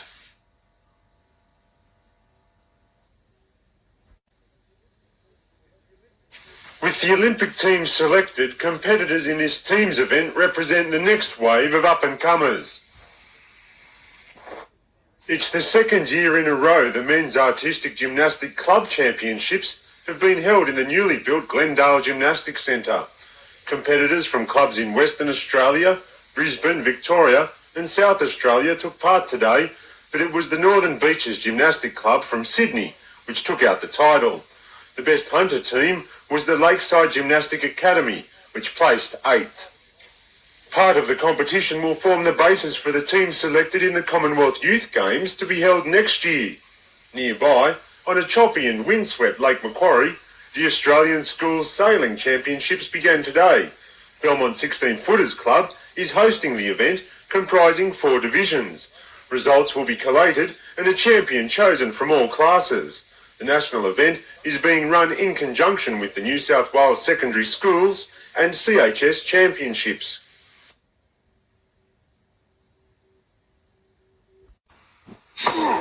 Now, here's the word from the chief. It's round 13, the halfway mark of the season, and State of Origin selection time. The Newcastle Knights will have their fair share with Adam McDougall, Ben Kennedy and Danny Badiris are great chances. Matthew Johns should be there, while his brother Andrew is a walk-up start if he is fit, while injury may also have cost Gidley, a Davis and Albert selection as well. The New South Wales selectors have to pick a side of experienced players, blokes who have done the job before, if that luxury is available to them. It's not like a test match where almost any Australian side picked is going to win. The New South Wales selectors are going to be more accountable for their decisions. The wrong selection of player or player position could make the difference. Therefore, blokes like Terry Hill, Dave Fairley and Jeff Tuvey are valuable commodities in terms of their experience and should be there somewhere in the squad. Because it's State of Origin, there is no substitute for experience. Okay, players of the week, and Luke DeVico was lucky not to be suspended for this tackle on Simon Benetti, while Jason Hetherington, he was hit with a real ball ringer of a kick, and you can tell he wished he kept his eyes on the ball a little closer. To the tips, and tonight's clash between the Broncos and Parramatta should be a beauty. The Eels have an extraordinary record against Brisbane, and in saying that, the Broncos are the only real consistent team in the competition, and with Kevin Walters back, they should do the job. Newcastle does a little bit tough in Melbourne, but should sneak over the line. In other games, Penrith over the Bulldogs, Roosters to beat the Sharks, North Queensland, Northern Eagles and Auckland to win. Good luck with your tips. Back to you, Rabs. While the parallel bars and the rings may be out of reach for now, this group of keen Head Start members was learning the ins and outs of gymnastics today. It's all part of a state government program called Willing and Able, and is designed to encourage a more active lifestyle for disadvantaged people. It's called Gym Ability. It's a program for people with disabilities to come and try gymnastics and to extend their abilities in whatever field they like to go. Only 8 programs in New South Wales were given state government funding, totalling in $400,000. Glendale receiving $37,000, which will see the pilot program last for 18 months. We're also looking at providing some transport for our participants and also, an important part, modifying the equipment here at the gym so people with disabilities can access all areas of the gymnastics facility. And it's not just a hobby program for those attending. It's definitely more than just a pastime.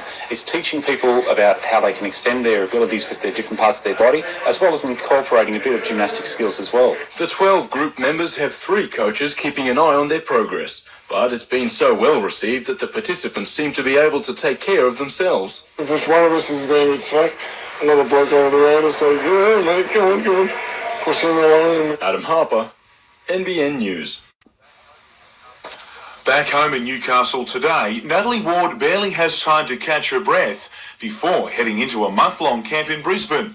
That's all part of the sacrifice after selection in her second Olympics. It's been a long 4 years from Atlanta and a lot of heavy training schedules and tournaments and selection hanging on your back, so it's really good to just have it all open now and have the team picked. Former Muswellbrook player Sue Fairhurst will play in her first Olympics, joining a side that's grown into a real gold medal contender. We're now ranked silver medalists. I mean, we got silver in the Worlds in 98, so we got bronze in Atlanta, silver in 98 at the Worlds, so hopefully we'll take the next step. The selection process hasn't avoided controversy either.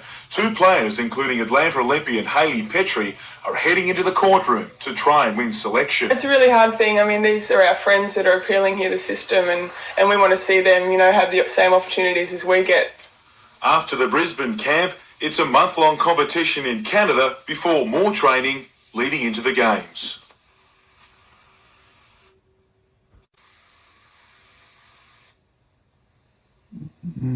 First, Newcastle scored a first goal.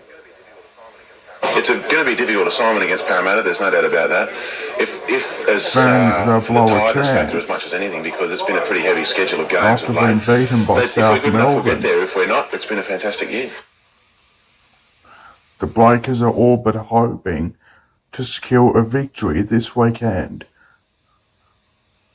It follows their historic win over Perth, 2-1.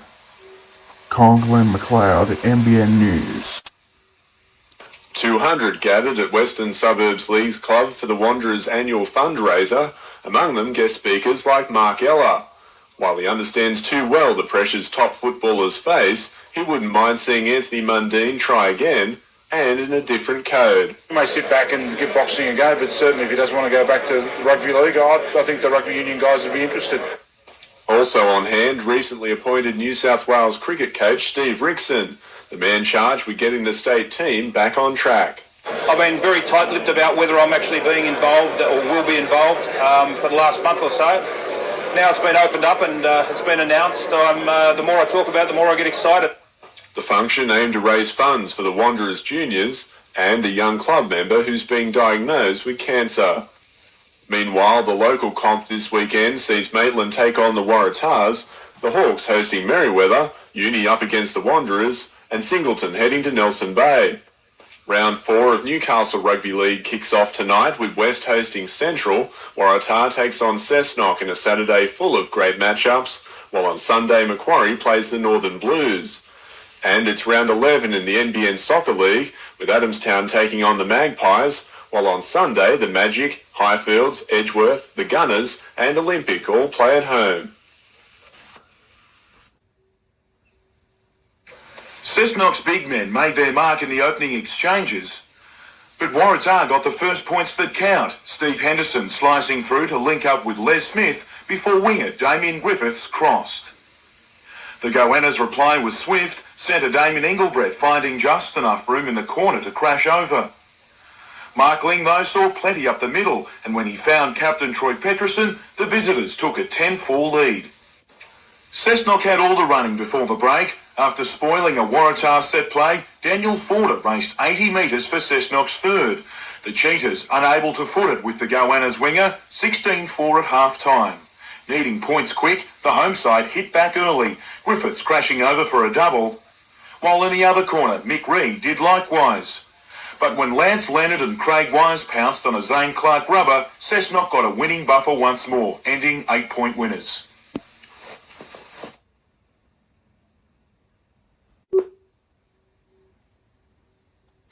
Losing to Edgeworth in the pre-season final, Cessnock owed the Eagles, but the ladder leaders had the early running, and when Faoud Unlul's corner fell for Daniel McBreen, the Edgeworth striker chalked up his 16th goal in a season that's not even reached the halfway mark. The Eagles kept attacking, but either a lack of finishing or some great defence kept things at 1-0. It came down to a mix-up at the back for the second breakthrough, and Ian Tressiter wasn't going to let the opportunity slip. Tressiter scoring again after half-time to seal victory. From balls to the beach and a strong swell at Catherine Hill Bay added extra spice to the Hunter Branch IRB Championship. 8 of the 13 Hunter clubs took part in a range of the divisions, but it was the A-grade rescue that had everyone's eye. Recently crowned world champions, Caves Beach continued its rivalry with Nobbies. The two are great chances at the coming state and national titles, but today the honours went to Caves in the Blue Ribbon event. Nobbies Club winning overall.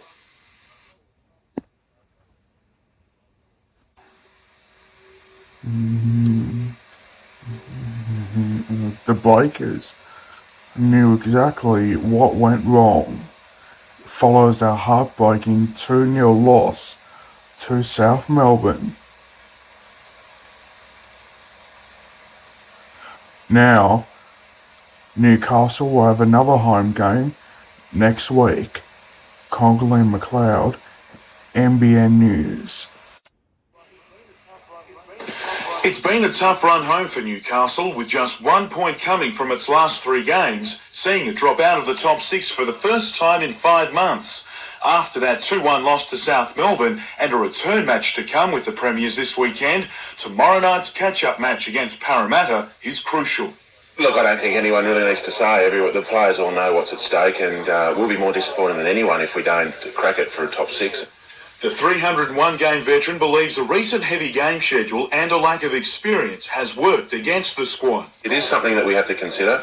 It's only, as I said, Bob and I who have played in these types of cutthroat, sudden death games, and I suppose a fair bit of responsibility is going to fall on our shoulders, but that's, par for the course. Although that score didn't look within reach at Belmont Golf Club today. Some sweet strikes by Harper's partner up front in John Bonavolia this season haven't gone unnoticed. I think young Johnny Bonavolia in the last 2 seasons has done exceptionally well. And, he's consistently scored goals this year, which is good. But, we'll be keeping an eye on him, see how he goes.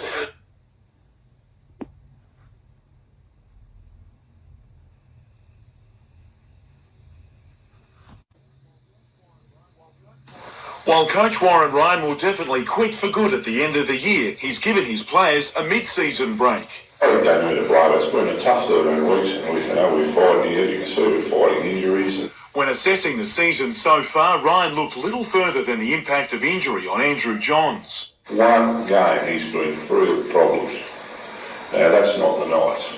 Now that's game 7 match. That says it all. The halfback returns this weekend with his enthusiasm, let alone his leadership, hoped to be infectious as he renews the Johns brothers combination. Matt's twice the player that he is when they're both in need. The combination of the two of them, which we know is tremendous. He'll lift everyone lift. In the squad to play Penrith this Sunday is Newcastle Rugby League Rookie of the Year Daniel Abraham, who makes his debut at fullback with Tamana Tahu in for Darren Albert. Steve Simpson will start, while the 6-man bench covers for an injured Glenn Grief and the possible suspension of Troy Fletcher. Winger Darren Albert is out for at least 4 weeks with a cracked bone in his foot, while the club is in no hurry to find a replacement for Warren Ryan. It's not one that we're going to go out and advertise. We believe there'll be a number of qualified and very talented applicants that will contact us. Bulldog legend Terry Lamb is one who's done just that, and it's sure to be an issue brought up tonight at the club's information meeting.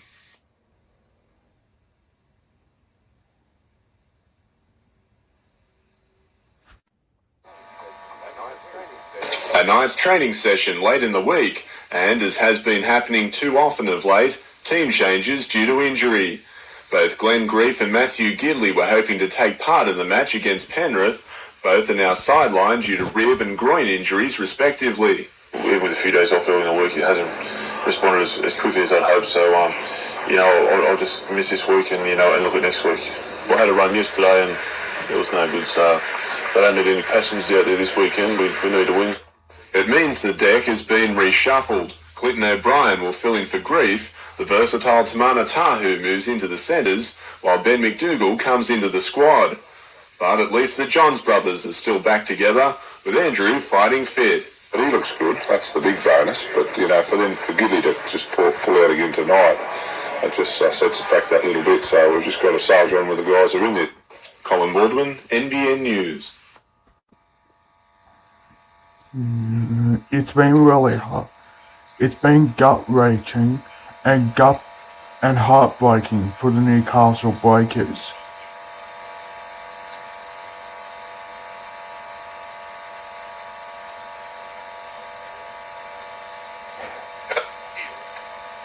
Ahead of their clash with Parramatta, now what is the club forced to do? And of course, the club has got no money left into its account. And have not sought to sell even a part of it. Conklin McLeod, NBN News.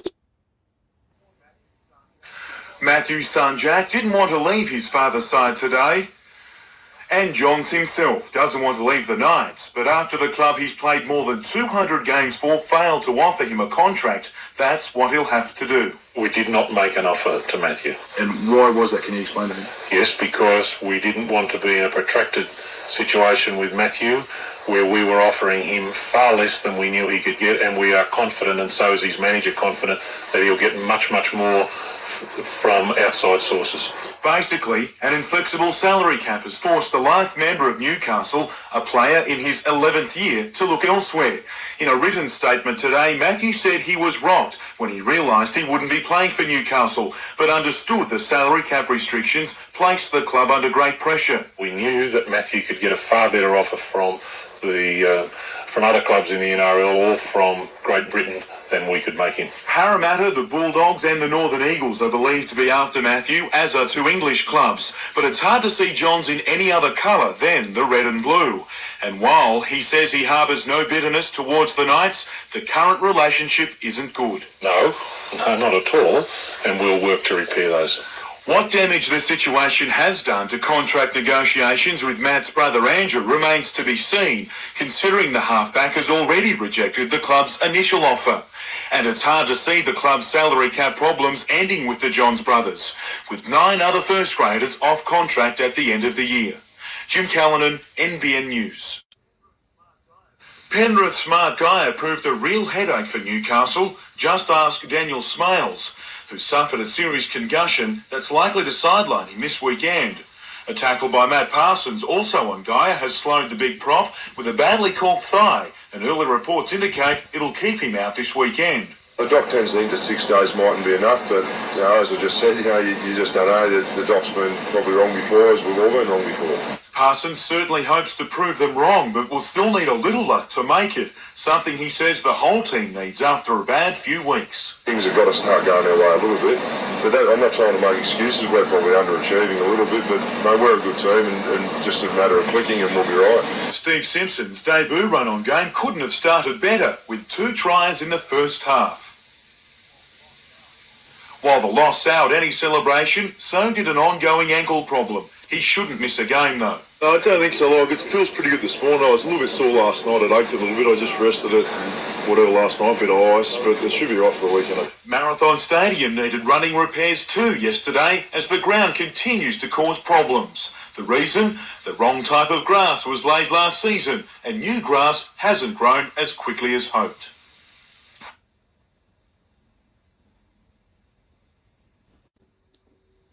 Returning home from Melbourne this morning, the Breakers season was over, and while they recorded their best ever finish, there was still a sense they thought they'd underachieved. After spending the best part of the season in the top 6, a disappointing run home, capped off with last night's loss, saw them finish just outside the finals. I think it was probably a reflection of where the boys were into physically and emotionally, probably tired at the end of a long season, and it showed yesterday.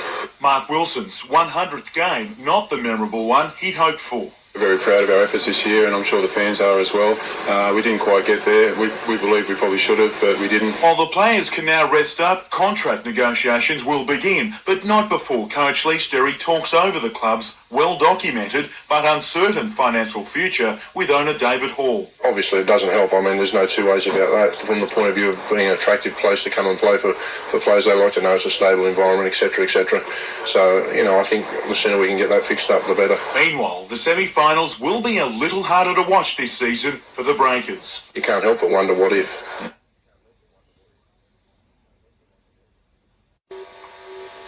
In the National Rugby League, clubs have to work within a $3.25 million salary cap. Newcastle Breakers coach Lee Sterry would love to have anything near that. Instead, he's out to make sure he has a team to coach before he organises a side for next season. I won't be lifting a finger in my jurisdiction until I can see some light at the end of the tunnel. And at the moment, the end of the tunnel's got bricks on it. There are players wanting to come to the club, but Sterry says he can do little until owner David Hall ensures the club's financial future. I want to leave their clubs, and there's some big-name players in those 3. But I can't do that until I know really that, we're going to be around it. Hall, who's yet to pay the consortium that formerly owned the Breakers, is expected to make clear just what's happening sometime next week.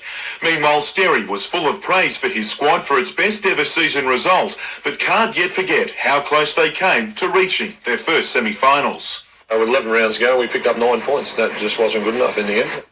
Jim Callanan, NBN News.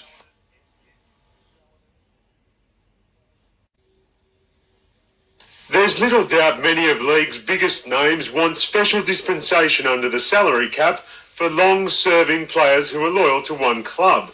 Warren Ryan believes a 20% discount for every year past 5 should be granted.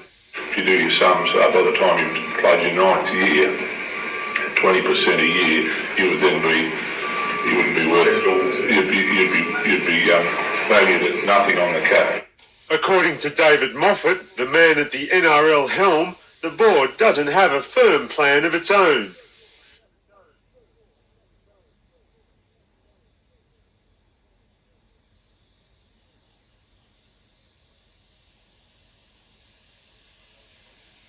I know the league is certainly looking at it. Unfortunately, what might happen is that it doesn't come, quick enough for us to be able to look at our overall situation with Matthew. And will the NRL be stepping in to keep Matthew at his home club? It is highly unlikely, if not impossible, because we're not going to even discuss this until the 25th of May. Andrew John's future may be a bit more hopeful as far as the Knights are concerned. But I would be confident that we will be able to keep Andrew at the club. The Star Halves manager says the club made a new offer late this afternoon. The first was rejected out of hand, but this one is being considered. In other league news, the Knights chairman Michael Hill has been appointed as one of the Australian Rugby League's 3 representatives on the board of the NRL. Mr. Hill has been named as the new NRL chairman.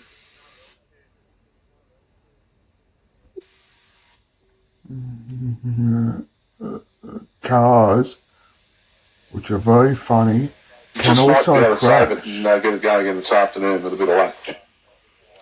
But they can also be very dangerous.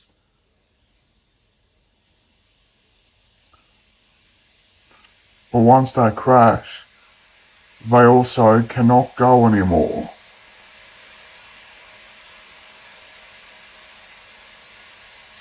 And that could also happen to many people.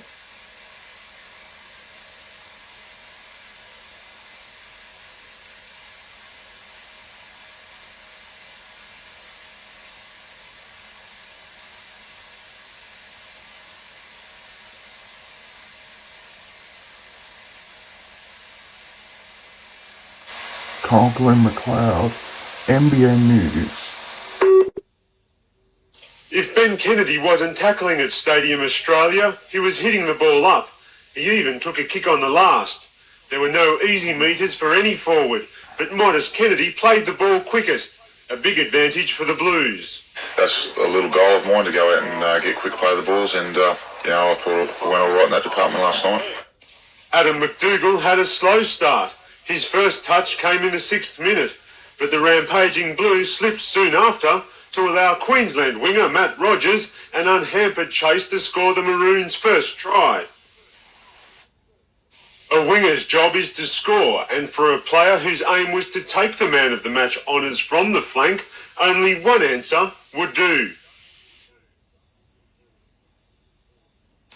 After the break, McDougall scavenged his way to another vital 4-pointer. With the Blues' victory secured, McDougall achieved yet another goal as best on ground.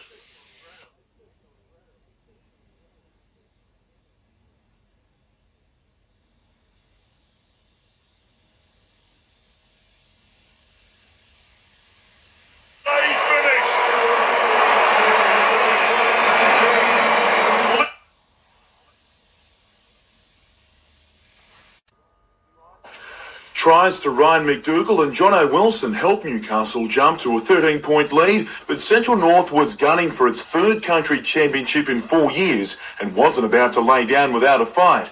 A penalty just after the break got things rolling at 15-6. Central North continued to pressure Newcastle's line and managed to turn pressure into points. After pinching the ball just short of the line, quick hands from Phil Barwick and Tom Newby ended with Gunnedar's David Rose. A missed conversion kept things at 15-11, but Central North had every chance to win it. A kick downfield went horribly wrong for Newcastle and put Central North right back on the attack. Desperate defence became Newcastle's greatest weapon as it kept Central North out. With time running out, this missed chance will be one long remembered. A late penalty secured Newcastle the title.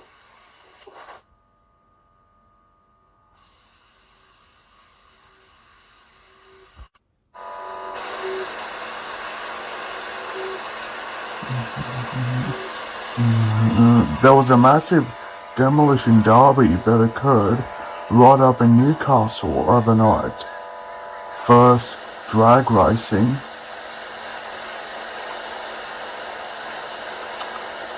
Then the bikes. Before a massive one, forced one to flip. Then it all started with the cars, who eventually slowed down after that. Conklin McLeod, NBN News.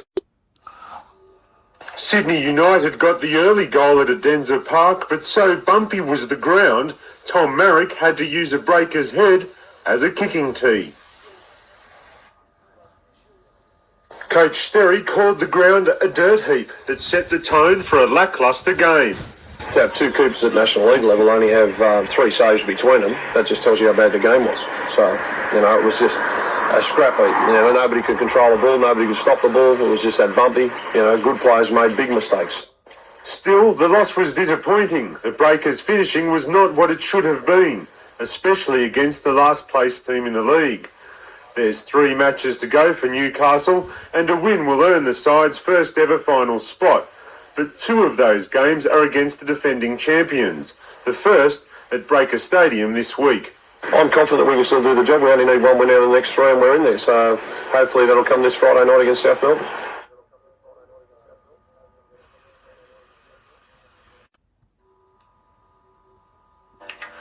Chasing Kevin Curtin is about all riders could manage last weekend at Mount Panorama, with the Newcastle speedster smashing lap records on his way to a clean sweep of wins. But a European motorcycle team, BKM Racing, caught up with Curtin midweek and has now flown him to Japan for round 2 of the World 600 Series. Qualifying continues today and tomorrow. A good result in the race itself may lead to a permanent position with the team. A bit closer to home, and round 3 of Newcastle Rugby League kicks off tomorrow, with Maitland to play Waratah and Cessnock hosting Macquarie. On Sunday, Lakes and West feature in the match of the round. Nelson Bay christens its new home ground, while Central play South Newcastle. NBN Soccer League round 10 starts tonight, with South Cardiff and Belmont Swansea squaring off, while the rest of the round is completed on Sunday. Newcastle Rugby Union clubs welcome back their Country Cup winning representative players tomorrow. Merewether take on the Students, the Wanderers play the Hawks, and Singleton host old rivals Maitland. But the match of the round should be the Eastern Districts clash with New Boys Nelson Bay.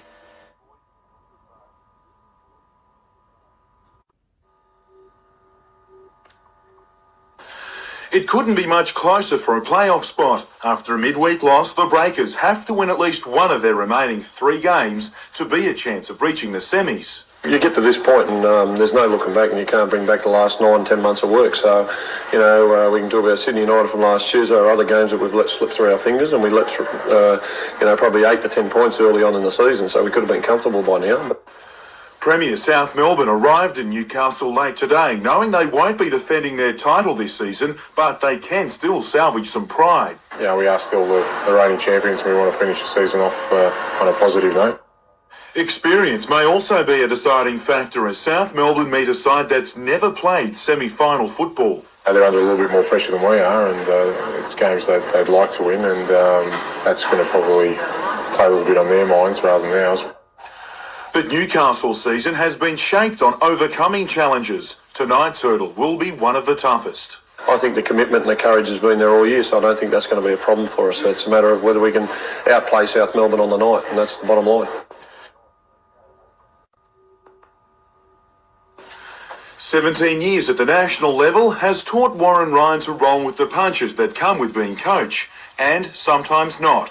While his feuds with parts of the Sydney media are well documented, the rigours of his job are proving too much at a more personal level. Living away from home and seeing my family once a week, and this week I won't see them at all. I'll be in Melbourne, so I won't. They're up for Easter, but then I won't see them for a fortnight, and I just don't want to do another year of it. Sunday's match with Melbourne marks a 400-game milestone that he accepts without much fanfare. Jimmy, it's not something that you worry about, because it's just that if you're there and it just mounts up, suddenly it's upon you and it happens. But one player who won't be there is Glenn Grieve, the prop succumbing to a cracked rib. However, Peter Shields has proved his fitness. Troy Fletcher comes into the side, while Daniel Smales also heads south to cover for any further late withdrawals. Jim Callanan, NBN News. You couldn't fault the home side's start to the game, just its finishing. 2 chances in the opening exchanges, but no result.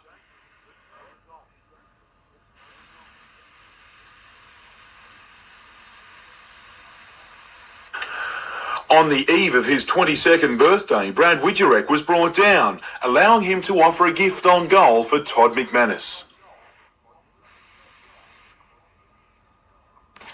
Glenn Sprod almost made it 2-0 not long after.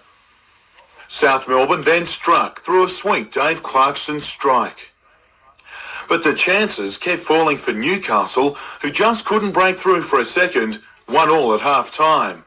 Andy Roberts squeezed the trigger after the break but couldn't find the target. But poor Trimboli made the most of a second chance that fell his way to chalk up 100 NSL goals in his 350th match. That was little consolation for Newcastle as the pressure builds for a must-win match against Parramatta. We got ourselves to blame tonight because I believe we had enough chances to win the game. It's not over yet. The fat lady, I can't hear a single yet.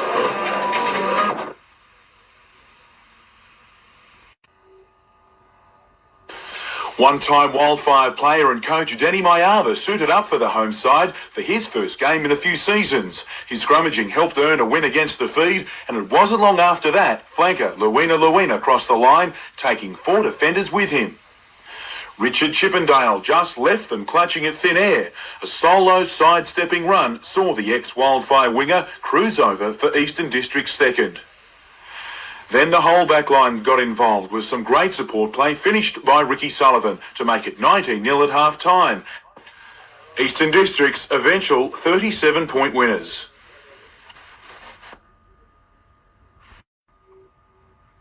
Unveiling its new home ground at the Tomaree Sporting Complex, the Bay also began using a new name, the Northern Blues. Defence also highlights this new-look squad. From out wide to up the middle, the Bulldogs became moving targets. But Heyman Lowe found a clear way through for John Jones, the second rower scoring the first. Not long after, and a Brett Clement special, as the hooker caught the Marlins out with a clever run to the line. 10-0, time for a Bulldog and Bay Blue. With that out of the way, Danny Linane made the most of a Leo Denver chip kick as the visitors raced to a 14-0 lead. Halfback Jamie O'Connor got the Bay on the board just before half-time, but it was Curry's day, winning by 12. And to move or not to move, that's the question that's led to a committee room stoush in the Newcastle Rugby League. Long-serving board member Kevin Smith backed a move of location from the league headquarters across to the store. He's since been dumped from the NRL board and subsequently from the Knights board after a vote of no confidence. Ironically today, the club's members voted the current board to proceed with negotiations on such a move.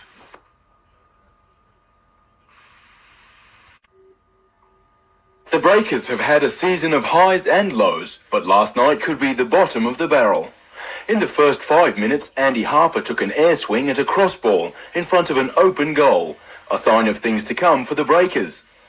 Many more missed opportunities in front of the goals and misjudged passes prevented Newcastle from getting on the board. And when the Breakers' Glenn Sprod tried to out-muscle Parramatta, it cost them dearly. Breakers captain Shane Price turned a push into a shove and received a yellow card, effectively ending his season. But in the second half, it was Power's turn to get aggressive in the penalty box, giving Andy Harper a shot from the spot and a chance to level. Devastated by the lost chance, the Breakers started to find holes in the Power's defence, but were still unable to convert. Even when another foul in the penalty box gave Andy Harper a second chance to tie the scores. The Breakers now have to win against last season's premiers South Melbourne and rely on the results of other games to make their first NSL playoffs. You know, we've got to look back at our mistakes. It's the biggest mistake we've made for a long while. It was pretty ordinary. And on Andy Harper's performance, he's probably put us in the position we're in the first place. So, but yeah, it's pretty hard on a bloke that's an experienced player like him.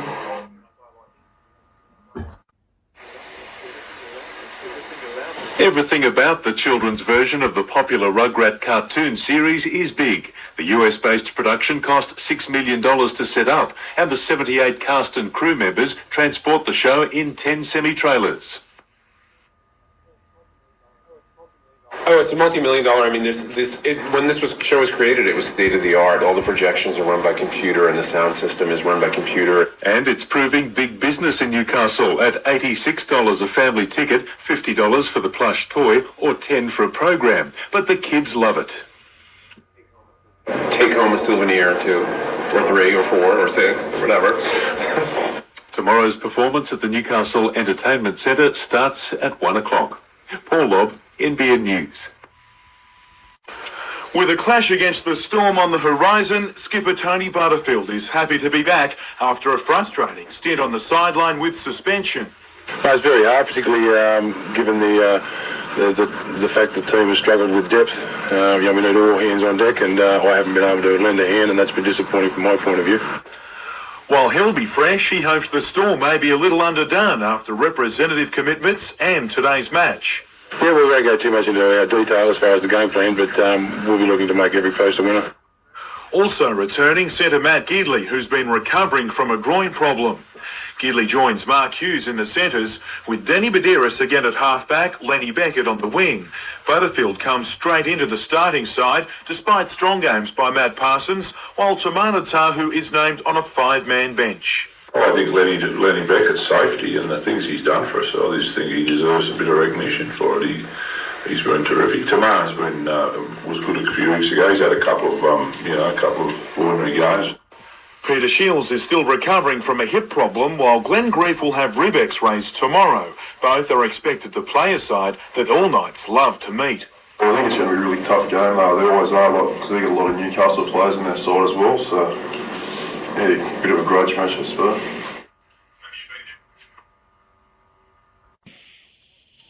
The night wasn't all that old, but for Clayton Priest, it was over and out, a bit too early in a spectacular spill.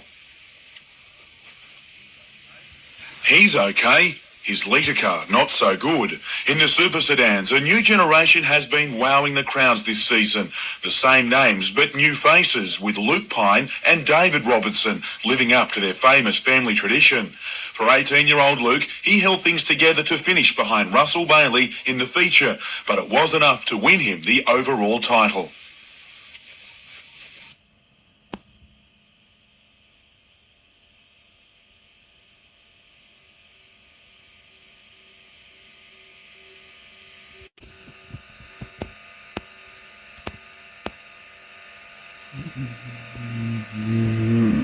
The Knights fans know exactly why. Given them details and documentation as to what we think our benefits could be and the synergies between the two organisations.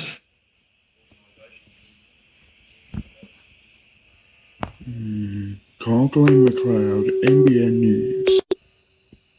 24-year-old Kyle and his 19-year-old sister Lisa are one of the only brother-sister combinations in Australia performing Burnout as a family. And it seems that they're taking the Burnout pad by storm. I come second in the Nationals in February, and I've come in the latest first. I've come last week and the week before in first place. As a delivery driver, Lisa only vents her road rage on weekends for 90 seconds. After that, can't use a good street car on the street doing stuff like this, so you build something, come here, go home. as brother and sister, it could be expected that there would be some family rivalry, but the real thrill of the Burnout doesn't come from the challenges. Smelling the smoke, feeling two tyres going bang bang. That's it. Car drops down, you know what you're coming in for. Kyle and Lisa will both be making an appearance this weekend at the Newcastle Speedway. Adam Harper, NBN News. Last week, the Newcastle Knights were horribly under strength. Andrew Johns and Matthew Gidley among those on the injury list. But as the team gears up to take on Penrith this Sunday, players are returning to health and the field. I think just the break from not tackling and not doing that sideways movement's done a lot for it. So, like I said, fingers crossed I'll come through Sunday all right. And stepping up from reserve grade for the first time, 19-year-old Daniel Abraham, who'll don the number 1 jersey. I'm still learning as it is from the reserve grade fellas and the coach and that, but to step up to these fellas, I'd say I'm going to learn a lot more. While it might be a learning experience for the young player, he'll be surrounded by an almost full-strength squad. Well, we've got most of the boys back. I think we've got, Glenn Grief back from last week, Sean Rudder, and of course Andrew Johns, he's coming back this week. So, touch wood, hope all the boys and myself, can get through this game, without any more injuries. Adam Harper, NBN News. Now, here's the word from the Chief. There's been many complaints from coaching staff from most of the NRL teams, but in particular Brisbane. Wayne Bennett saying that the Broncos won't win a game during the State of Origin series. They play the Raiders, the Storm and Newcastle with their depleted side and will struggle, but so will other teams like the Storm, Newcastle and Cronulla Sharks. But one team who depends so much on their halves to win their games is the Roosters, who will be without Fittler and Lamb for the weekend's clash against West Tigers. The Roosters are trying to win 4 in a row, which is a credit to them after their up-and-down win-loss start to the season. Now, Craig Wing is the player who will be forced to play halfback to cover Lamb, and this will be the first time in his career that he'll take on the organiser's role, which will make it hard for the Roosters to obtain any effective attacking patterns of play. With that in mind, the fact that there is no split rounds means that there is a rare opportunity for teams not affected by a State of Origin duty to take advantage of playing under-strength teams and leapfrog up the ladder. To the players of the week, and Tim Brasher scores his 100th try with style against the Dragons, and Jimmy Dimmick owns the Pass of the Week award by brushing his Parramatta teammates, preferring for Kevin Campion from the Broncos. To the round 14 tips, and the Broncos travel to Bruce Stadium with only a half a side, should see the Raiders back on track. The Knights to beat Penrith despite the fact that they've lost their last 4 games in a row and will be desperate to win. I think the Dragons can turn it around now that the man has gone, and will beat the Warriors at their beloved WIN Stadium. West Tigers, North Queensland, Cronulla Sharks and Parramatta to win their games. Good luck to the Blues on Wednesday night. Go boys, and it's back to you, Rabs.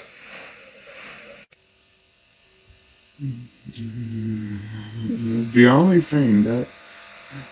club that Matthew Johns does not want to leave is the Knights, but our salary cap problems have forced him to. And that's forced him to go to a club up in the UK, which is of course Wigan. Congal McLeod, NBN News. The Knights' win over Parramatta was just one of the best. They managed to score a try in the final few minutes.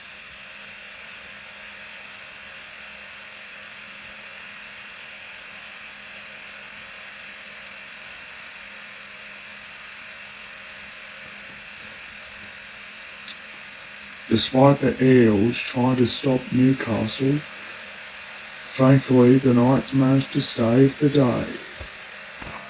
Congal McLeod, NBN News. After leg and thumb injuries this season, an old foot injury has come back to haunt Darren Albert, and while he was walking freely today, early reports aren't good. Still a bit sore at the moment. I can't really put much pressure on the outside of my foot, so things aren't looking too good. It's got me a bit worried, if I've cracked it again, then I don't know what I'm going to have to do to fix it up. Matthew Gidley's groin problem also flared up again, and his immediate playing future is up in the air. That's where Newcastle's 2 Blues players, Adam McDougall and Ben Kennedy, spent most of their day. After flying in from Melbourne, it was a quick change and on to Sydney. Certainly something I didn't expect, I didn't know if we'd get in the squad after yesterday, but, obviously very excited to be there. As for yesterday's game... Not much, that's forgotten. We lose by 40, what can you say? While the Blues head into camp, the night squad will be given a few days off before regrouping Thursday.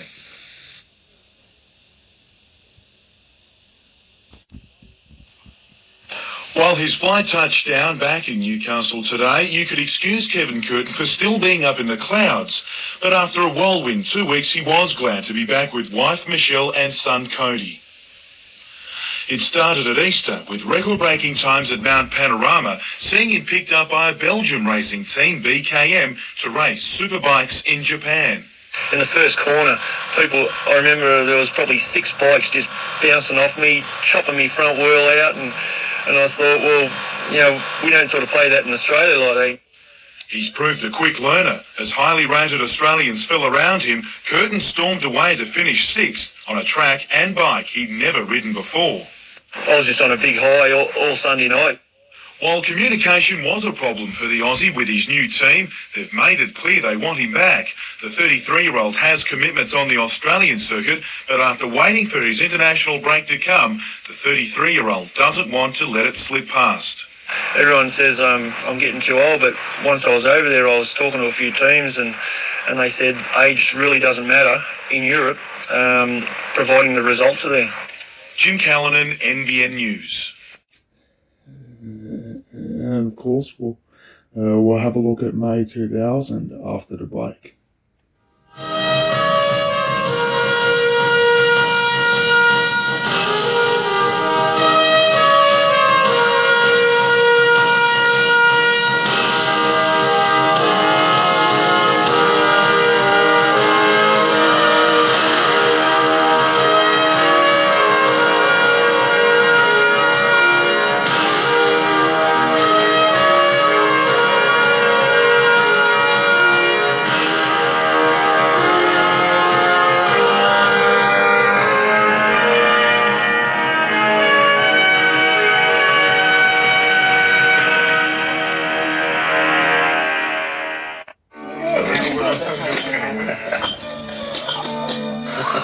I'm going to buy that.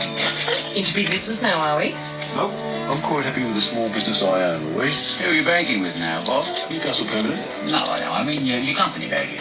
Yeah, we're with the firm. Didn't know they did business banking. Well, I have done for quite some time now, Dad. Oh, good move. That's mine. Thank you. Your business is in good hands with Newcastle Permanent. They're our building society. Wake up in the morning, gotta get